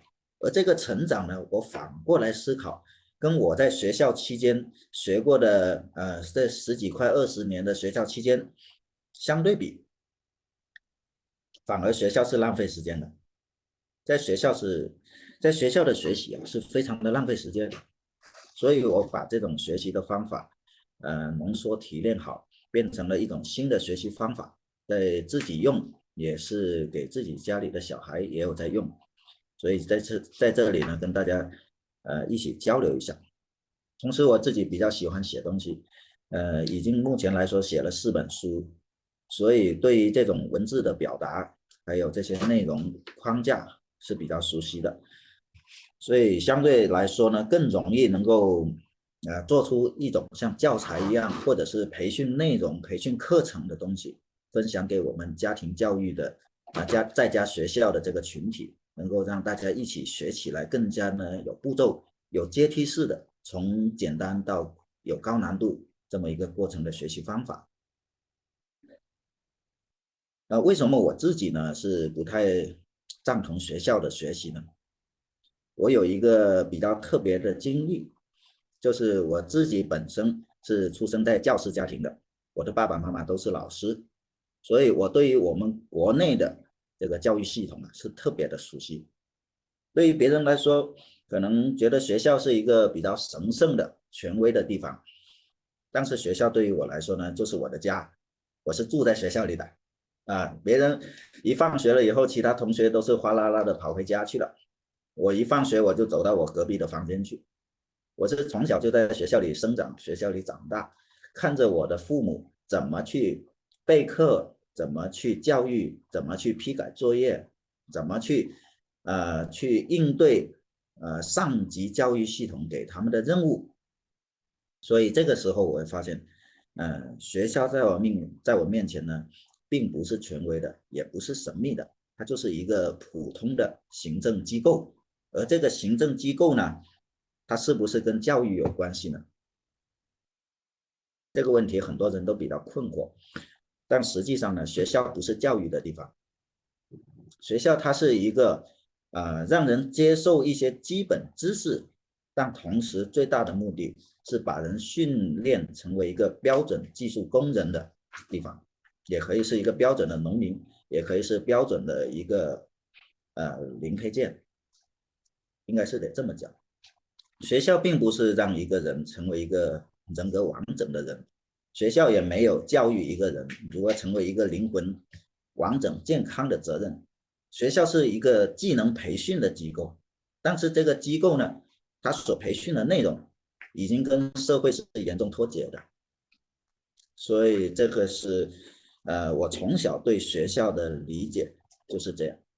在我小孩子出生之前，我就已经是计划好是要用在家上学的方式了，因为我从小到大所看到的学校的所谓的改革，比如说教育改革，还有各种各样我们看到的关于学校的各种管理章程啊，各种运动风啊，各种主题口号啊，在我10岁之前我就已经听过一遍了，所以一点都不新鲜，也说明了他们现在所做的事情从过去到现在都不成功。那么当我自己有小孩要去接受教育的时候，我并不想在他们这种不成功的循环里面去浪费掉自己小孩的前面10几年的时间。这是一件怎么说呢，特别危险的事情，因为有很多事情是可以重复的，但是人的成长是不能重复的。一个人从0到15岁这个阶段是不可重复的。如果我考试考不及格，我可以补考，学不会我可以重新学，但是一个人的成长，我从1到15岁的过程中我成长的不好，那么我绝对不可能我倒回去重新再成长一遍吧。所以我认为这个事情必须很正确的去看待它。这就是我们为什么现在看到社会上的各种教育的问题啊，那么的激烈，那么的严重，甚至是无法解决的一个原因之一。首先我前面讲到的，学校它不是一个教育的地方，它只是在让你学会一些基础的职业技能，但并不关注你的灵魂成长，也不关注你的人格健全。所以我们现在所看到的教育问题，就是前面比如说我今年差不多40岁，我们这一代人在过去接受教育的时候并不成功，所以当我们成为父母的时候，我们又带着孩子进入同一套教育系统，那么这不成功上面再加上不成功，那是成功的2次方，对吧？从一个环境选择的角度来说，在我们这一代人所产生的一些知识面的欠缺，情感方面的贫乏，还有思考上面缺乏逻辑，思考方面呢又缺乏顺序跟章程，那这些缺点同样也会体现在家庭环境里面，亲子教育里面，也会体现在我们对小孩的期盼或者是引导方面。也就是说，父母本身就是一个有缺陷的产品，那么当孩子再去做这件事情的时候，缺陷就会叠加上去。这在生物学上面来说应该叫做一个2代问题，就是类似遗传学。比如说我们这一代人在这个教育系统的环境里面产生了类似的这些特征，这些特征呢又会带给我们的小孩，他们在这些特征上面又更加倍的去体会到这些不好的东西，所以就会成为一个特别严重的教育问题了。更加严重的一点就是什么呢？这一代的就是说我们的小孩去面对的老师的这个层面，老师本身也是教育系统曾经的作品，曾经的产品，那么他又回到了这个教育系统里面，又来教这个小孩，那么这个缺陷的问题基本上是叠加了又叠加。所以从我们作为一个普通人的角度来说，我认为这个教育改革是无解的。在它这个系统内部是没有解决方案的。所以这个就是我从一开始就选择在家上学的一个原因，因为不可能让自己的小孩去一个非常有缺点的地方去浪费他前面塑造人格、塑造各种知识的这个宝贵的过程。所以我们这一节课讲的这个内容主要是说保护和培育学习的本能，对吧？这是我给赖博士的一个主题。我讲到前面2个问题的时候呢，是在描述我们所面对的环境以及问题，但是这个问题里面包含着我们所需要的答案。这个答案呢，就是学习的本能。什么是学习的本能呢？我经常讲一个很普通的一句话，我就说学习就像吃饭，思考就是呼吸。我喜欢学习，就好像我喜欢吃饭一样。我喜欢吃酸的、甜的，我喜欢吃面包，我喜欢吃饺子。就类似，我喜欢语文，我喜欢数学，我喜欢生物，我喜欢手工，我喜欢美术，对吧？每一个学科，我都认为它就是一道美味的菜。我们人在学习的时候，是头脑在吸收这些知识，那我们吃饭呢，是嘴巴在吸收这些东西，其实都是吃到我们身体里面去的。如果我们呢能够像一个美食家，或者是像一个特别喜欢吃东西的人去吃这些知识的话，那么他的学习效果肯定好。你不用去教他，他就开开心心的去看书，去找问题，去挖掘问题，去理解。所以学习就是吃饭，我经常把这2者给连接起来。如果能够像吃饭一样去学习的话，那就是非常轻松的一件事情，对吧？那我们什么时候学习这件事情它变得那么的艰难，变得好像是很沉重，或者是非去学校不可呢？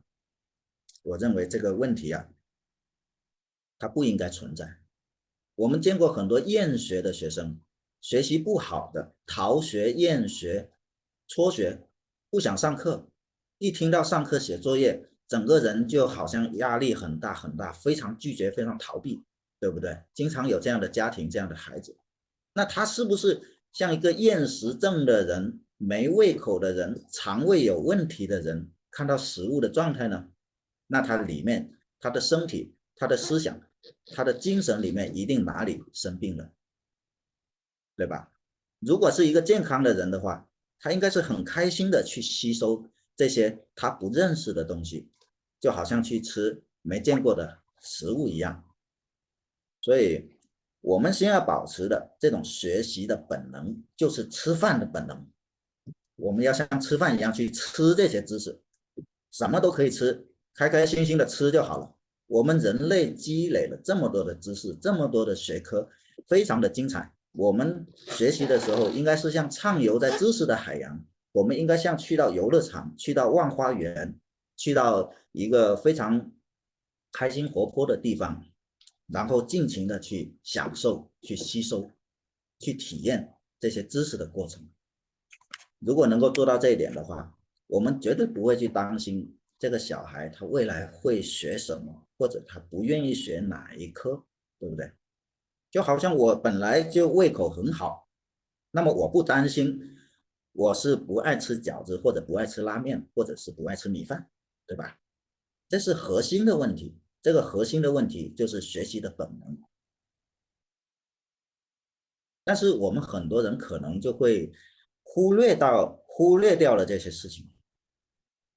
比如说我自己作为一个父母，如果我从来没有体验过学习的快乐，我觉得学习是一件痛苦的事情，是一件艰难的事情，那么我就会认为我的小孩学习的时候也必须痛苦，必须艰难，因为这才符合我的认知，符合我的理解。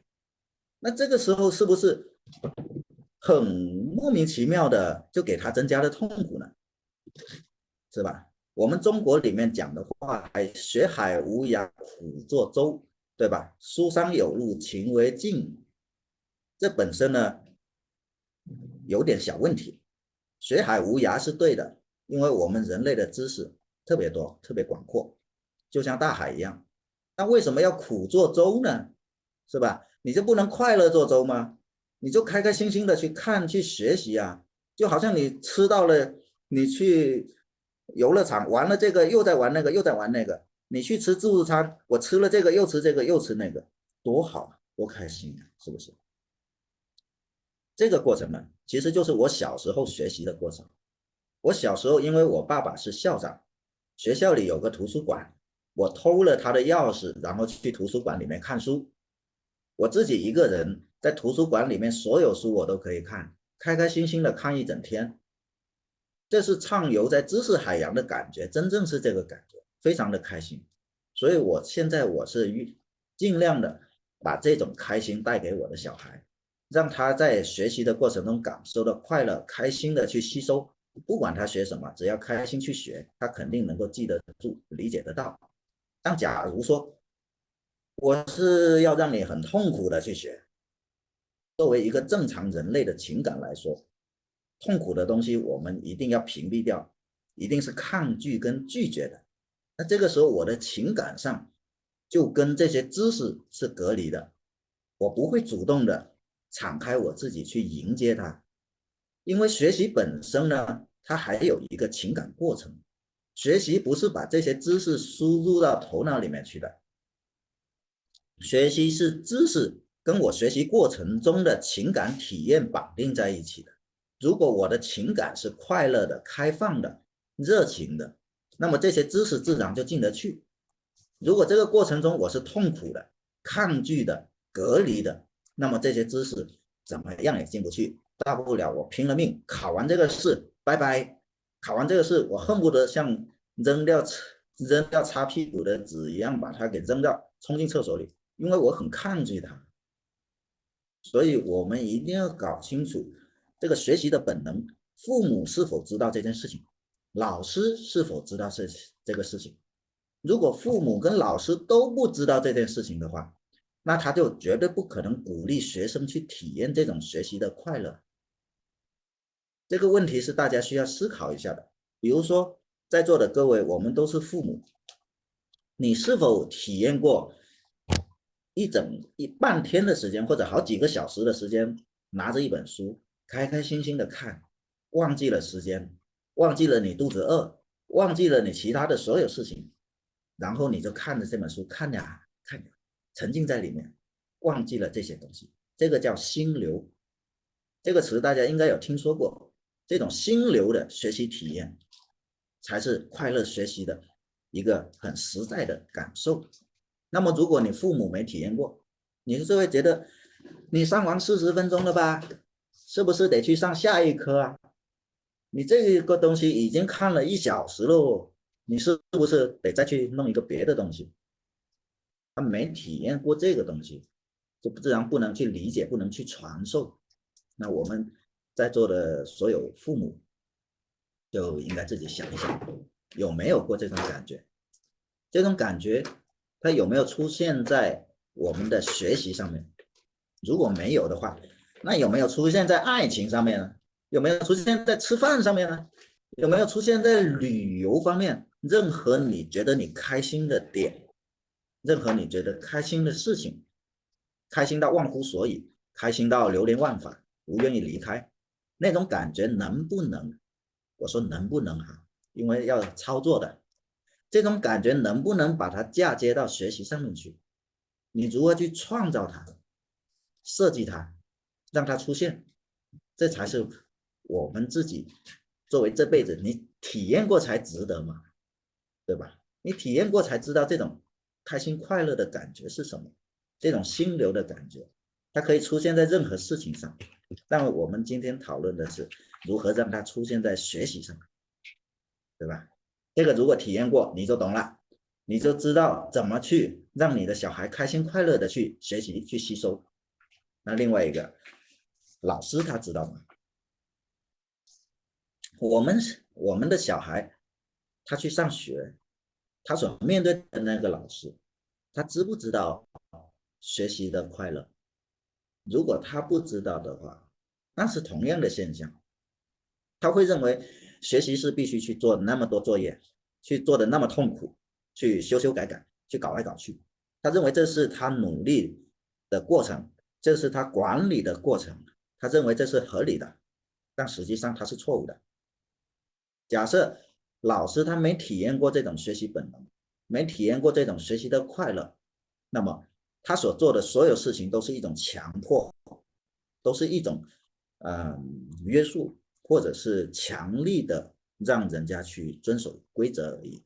那么这个东西呢，我们应该叫它叫做驯服、驯养，就像驯牛、驯马一样，而不是叫做学习，不是叫做教育。所以我提到的这个学习本能，它实在太稀有了。我自己体验过，我也带给了我的小孩，但是我在学校的这个体系里面没见到。那做事情我们总是能做好就做好一点嘛，不能去做一个更差的。既然老师都体验不到的话，那我肯定不会放心的让老师来教我的小孩，对吧？这些事情就不能倒过来干。刚刚讲到的这个学习本能，大家通过心流跟这种快乐的感觉，可以大概的去理解一下，这是一种什么样的感觉。那么如果有的话，那么很幸运，接下来你自然就懂得怎么去保护跟培育孩子的这种学习本能了。如果没有的话呢，我刚刚讲到过一件事情，如果你没有这种学习体验的话，就应该去让自己更好的去找到自己热爱的点。你热爱什么呢？你热爱的是旅游，热爱的是音乐，热爱的是开车，还是热爱什么？你总得找一件。当你有自己所热爱的东西的时候，在热爱中自然你能感受到你怎么让自己所热爱的东西更美好、更强大、更丰富，对不对？如果你喜欢做饭，那么你肯定会想着我要去学更多的菜谱，去找什么样的食材，怎么做出更好吃的东西，对不对？那这个过程它是不是一个学习的过程？这才是我们学习的一个本质。正是因为我有所热爱，我有所需求，我发现我没有这方面的知识，那么我就去补充它进来，就这么简单。如果你拥有这种感觉的话，那么你就慢慢的把它迁移到如何学习上面。首先我们父母必须是自己学会学习的。如果父母本身就是一个残缺不全的人，而且你还没意识到自己残缺不全，那么就会非常的自大，也会变得非常的怎么说呢，比较残暴，或者是比较暴力。因为你正在做一件你自己都不理解的事情，你正在提一个自己都做不到的要求，去给一个未成年的小孩子，那这个过程就会显得非常的暴力。这是我们很多家庭教育里面出现过的一些痛苦的事情。这种暴力来自于自己所不理解的愤怒，因为自己所不理解，所以这个愤怒它是无法克制的。但是当我讲到这里了的时候，在座大家都听到我讲的这部分的时候，你大概就能理解了为什么你在家庭教育中会感受到各种的问题。首先是在于你自己有问题，当你自己没这些问题的时候，你就会发现非常的轻松，就能够让你的小孩去理解你所理解的东西，去做你所想做的事情，对吧？就好像一个不会游泳的人，他大概不会去培养自己的小孩去游泳，但是当你学会游泳的话呢，你只要带他到水里去泡2下，他就会了。所以我们不要把学习这件事情看得那么的严肃或者高门槛。学习这些知识的内容，在互联网时代，包括前面有几位朋友讲到的 AI 的学习，人工智能的学习，像课堂学院也是我们从小都在上的。信息的这些知识的东西呢，基本上是没有太特别的门槛了，你只要去搜索就能找得到。你找不到的话，你去找书，去买书也能买得到，对吧？那最重要的就是这个自学能力，包括在有学习本能的情况下，如何用学习的方法去学到这些知识。我认为这2个问题呢，都是可以解决的，也是难度不是特别大的。我们前面刚好有个朋友提到大学的必要性，我认为其中有一个必要性就是老师。大学里面如果有一个德高望重的，或者是他愿意分享能够讲得明白的老师，那么大学就有价值。假设没有这个老师，大学就没有价值。而这样的老师我们如何找到呢？太容易了。刚才我的女儿也在旁边听，她说那如果有些东西想学学不到怎么办呢？我就跟她说，你先学基础的，等学到你觉得有些难点实在不理解，就直接去找写书的这个人，就直接去找这个老师，可以直接到学校里敲开他的门，告诉他我这个地方我不懂，麻烦你告诉我。所以你看这个大学这个神圣的校门，它似乎就是一个肥皂泡，它这个门槛，它只为不理解这件事情的人所设定。当你所理解的时候，它这个门槛就不存在，这个大门也不存在，你只要走过去敲一敲对应的那个人的门就可以，甚至在网络上面都可以找得到这个老师。这件事情呢，在我10年前我就发生过。10年前我还不太理解这个互联网，但是因为我喜欢写东西，我经常写一些在医药行业里面的见闻见解，所以呢就结识了很多专家。在这些专家的支持跟指导下，我也成为一个专家，我直接就绕开了非常多的门槛。这是非常简单的一件事情，首先是得你自己有对这方面的追求跟见解，路径跟方法都是简单的，只是你的动力在哪里，对吧？我觉得这个动力的来源因人而异，但是呢，方法跟基础都是每个人都要学会的。基础的就是这个学习的本能，那方法呢，就是首先你要找到的这些知识在哪里，这些基础的知识，在这些基础知识里面找到你的乐趣，你真喜欢的，那么就去研究，研究到实在找不到资料了，那就去找这个领域里面的专家，直接找他聊，没难度。对，这个是从学术的角度这么理解哈。因为我自己呢是一个偏应用方面的，也就是说我不是偏向于打造学术高地的，或者是去做科研的这个需求。我想要做的是把一些现有的知识怎么把它用得更好，用在生活上，用在工作上。那这个应用的层面其实它绝对不是一个最顶尖的层面，反而是它是一个最需要我们去理解跟运用，去做简化、弱化，甚至是个性化的一个过程。这个过程才是我们每个人未来生存的空间、生存的位置。那些能够做科研的、有天分的、有机会的人，让他去做科研嘛。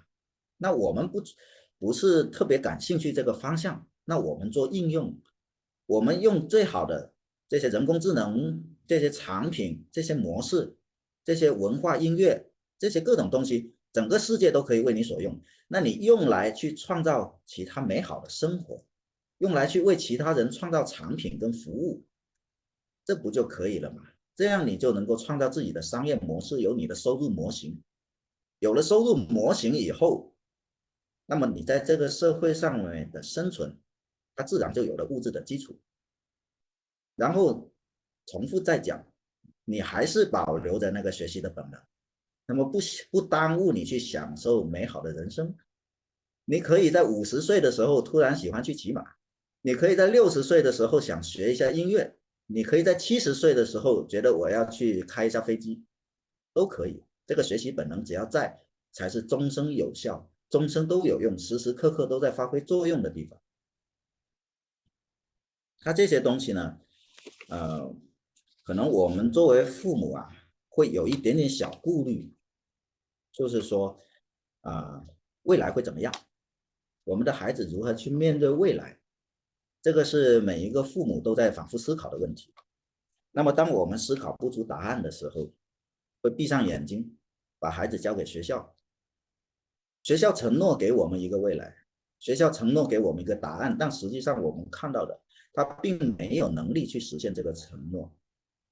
包括你大学毕业以后，你的专业是否跟你的就业会对口呢？这个概率很低。你在工作3、5年后，你的学校的知识是否还有用呢？这个概率也很低。那么也就是说，只有终身学习，它才是真正终身的，而不是具体你去学习哪一个学历跟学习哪一科。当你有一个终身学习的习惯能力，这个时候这个就不用去担心未来的问题了，因为未来肯定是变化的，在一个变化的东西上，我们不能刻舟求剑，但是我们一定要知道的是，我们最核心的能力是什么。那在这一个分享课题里面，我讲的是我们最核心的能力是学习的本能，找到它，并且保护好它，培育好它，这个是我们作为家长首先自己要做到的事情。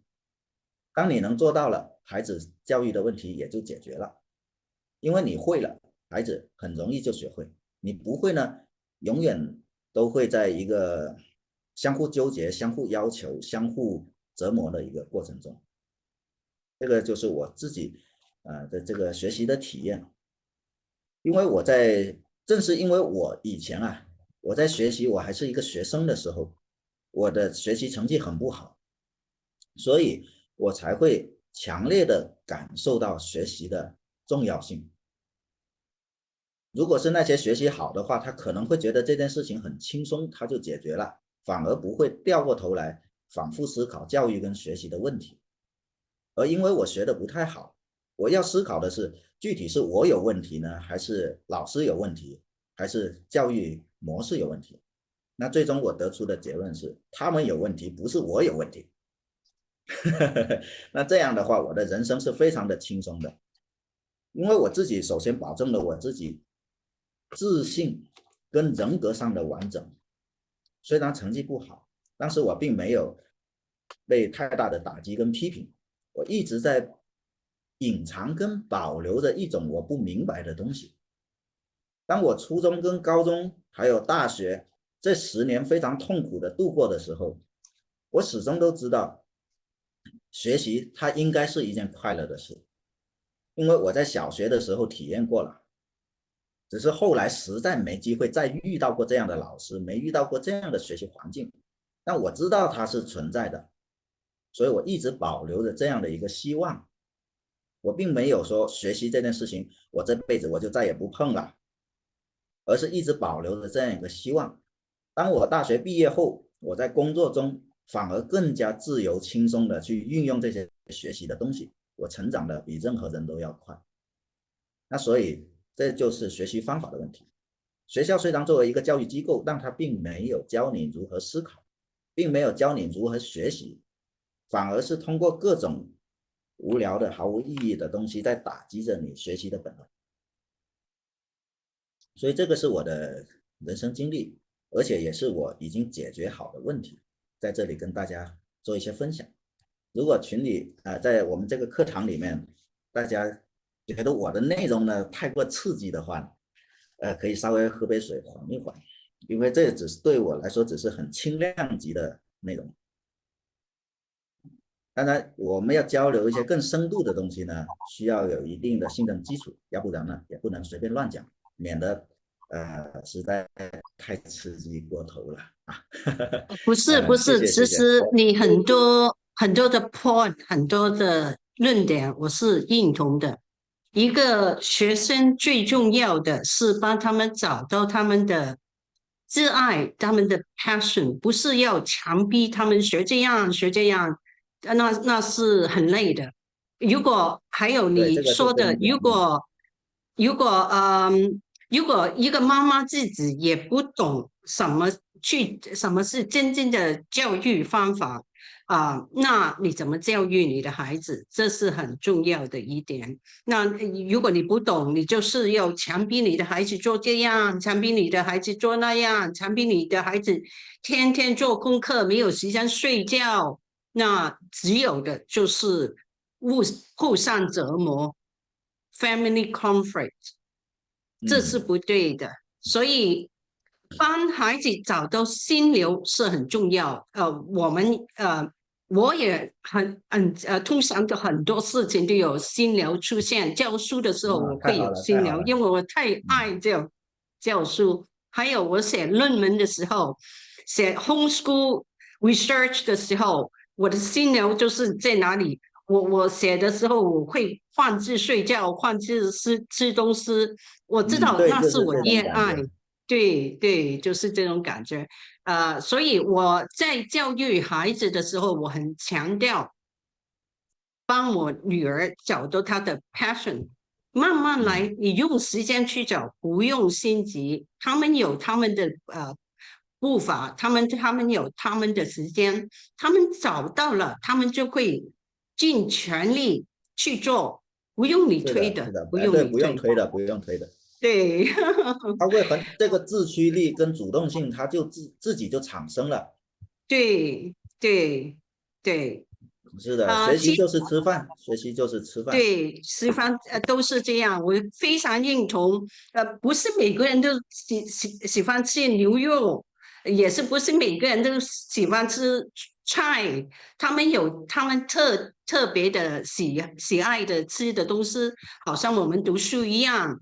不是每个人都喜欢学数学，不是每个人都喜欢英语，他们有他们特定喜欢的东西，帮他们找到他们的热爱是最重要的。是的，是的。好，其他爹地妈咪有没有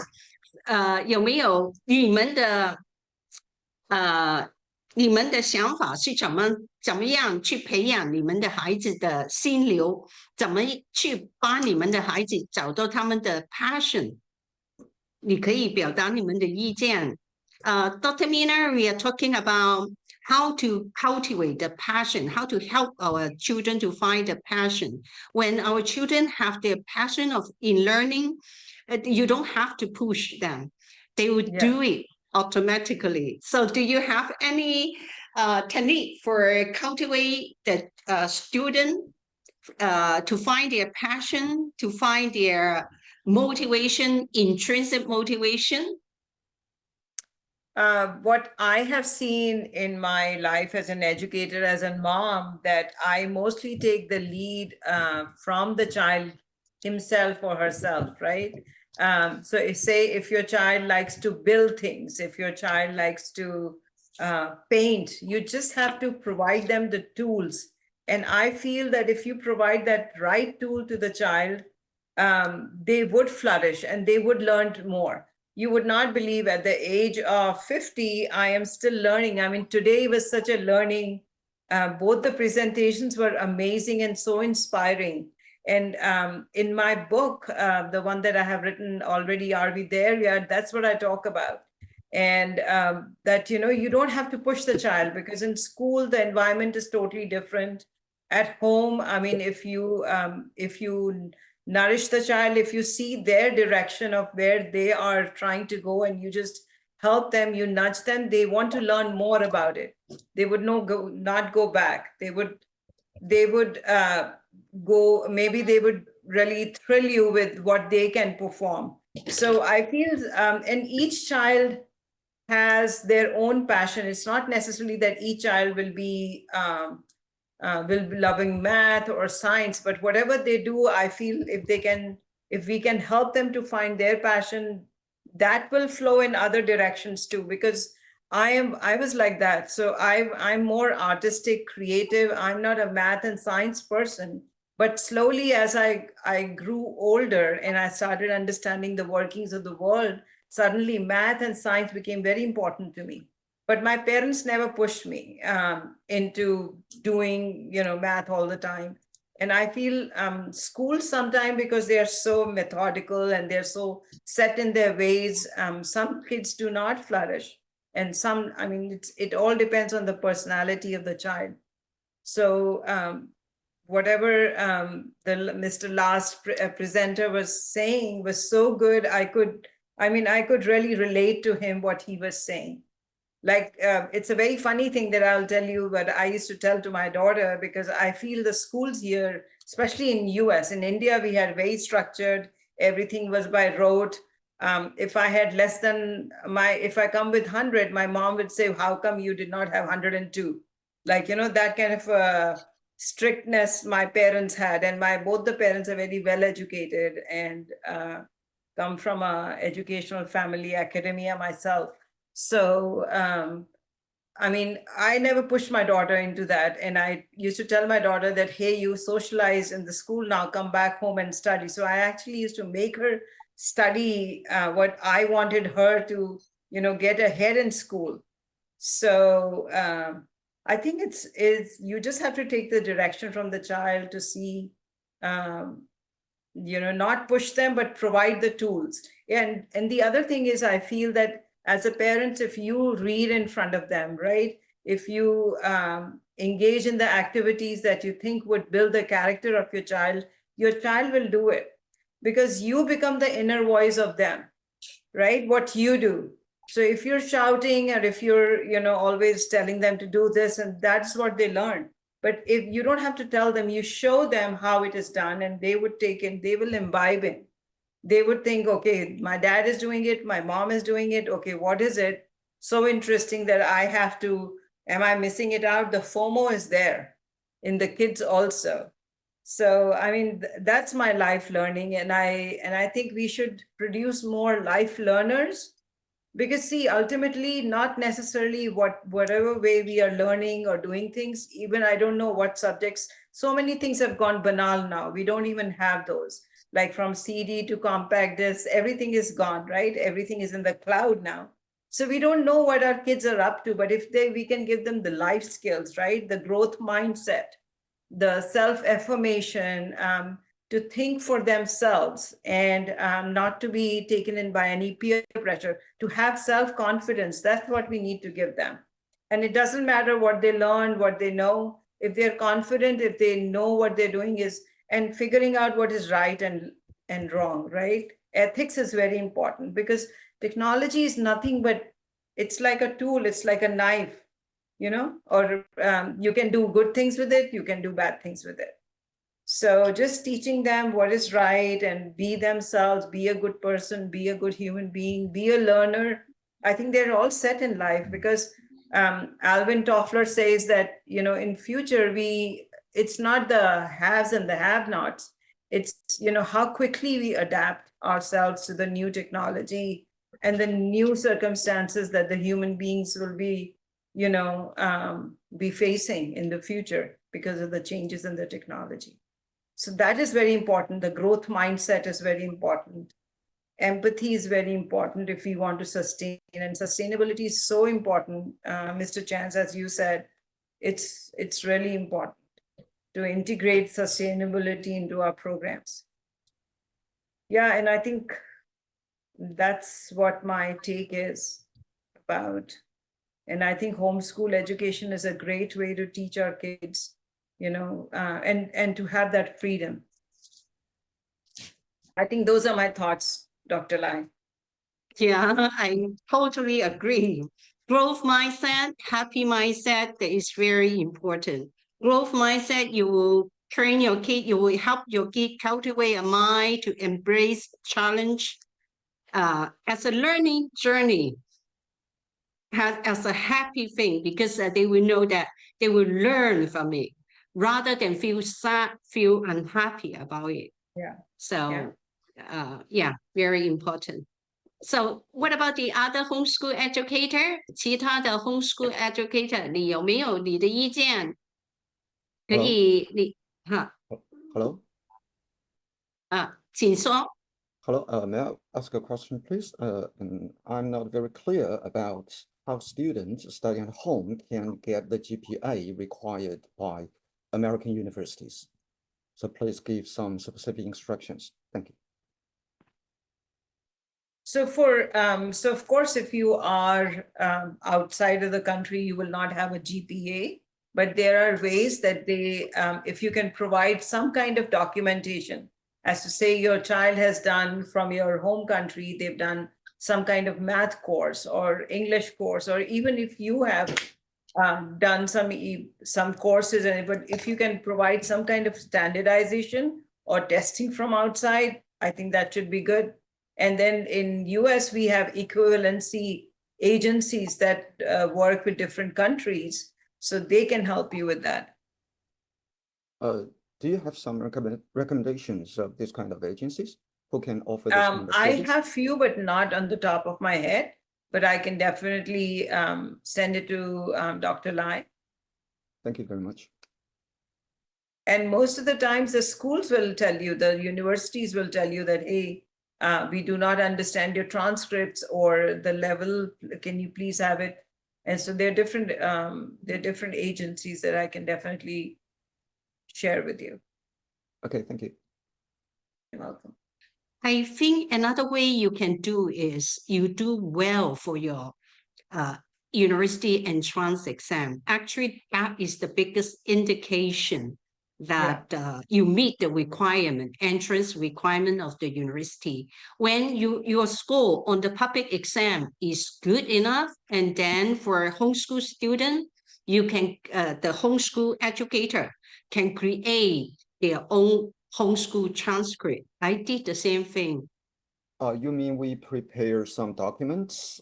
Yes. Yeah, we prepare the transcript ourselves because we are the teacher of our student, right? So the high school transcript we can issue, but on the condition, a very big condition you must meet is you have the university entrance exam like A level, IGCSE is not the level, it's the middle level, right? IGCSE plus A level, you meet the entrance requirement of the university. Then you submit your application, and then together, some university may ask you, you submit those entrance examination first. They will see, they think, oh, you are okay, and then they may ask you the high school transcript later. Actually, the main thing they see is the entrance exam of the university.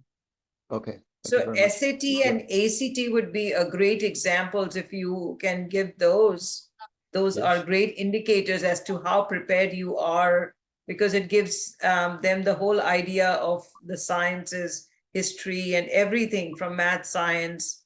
So SAT or ACT would be great exams to look at also and prepare for them. Okay, thank you very much. 还有没有其他问题？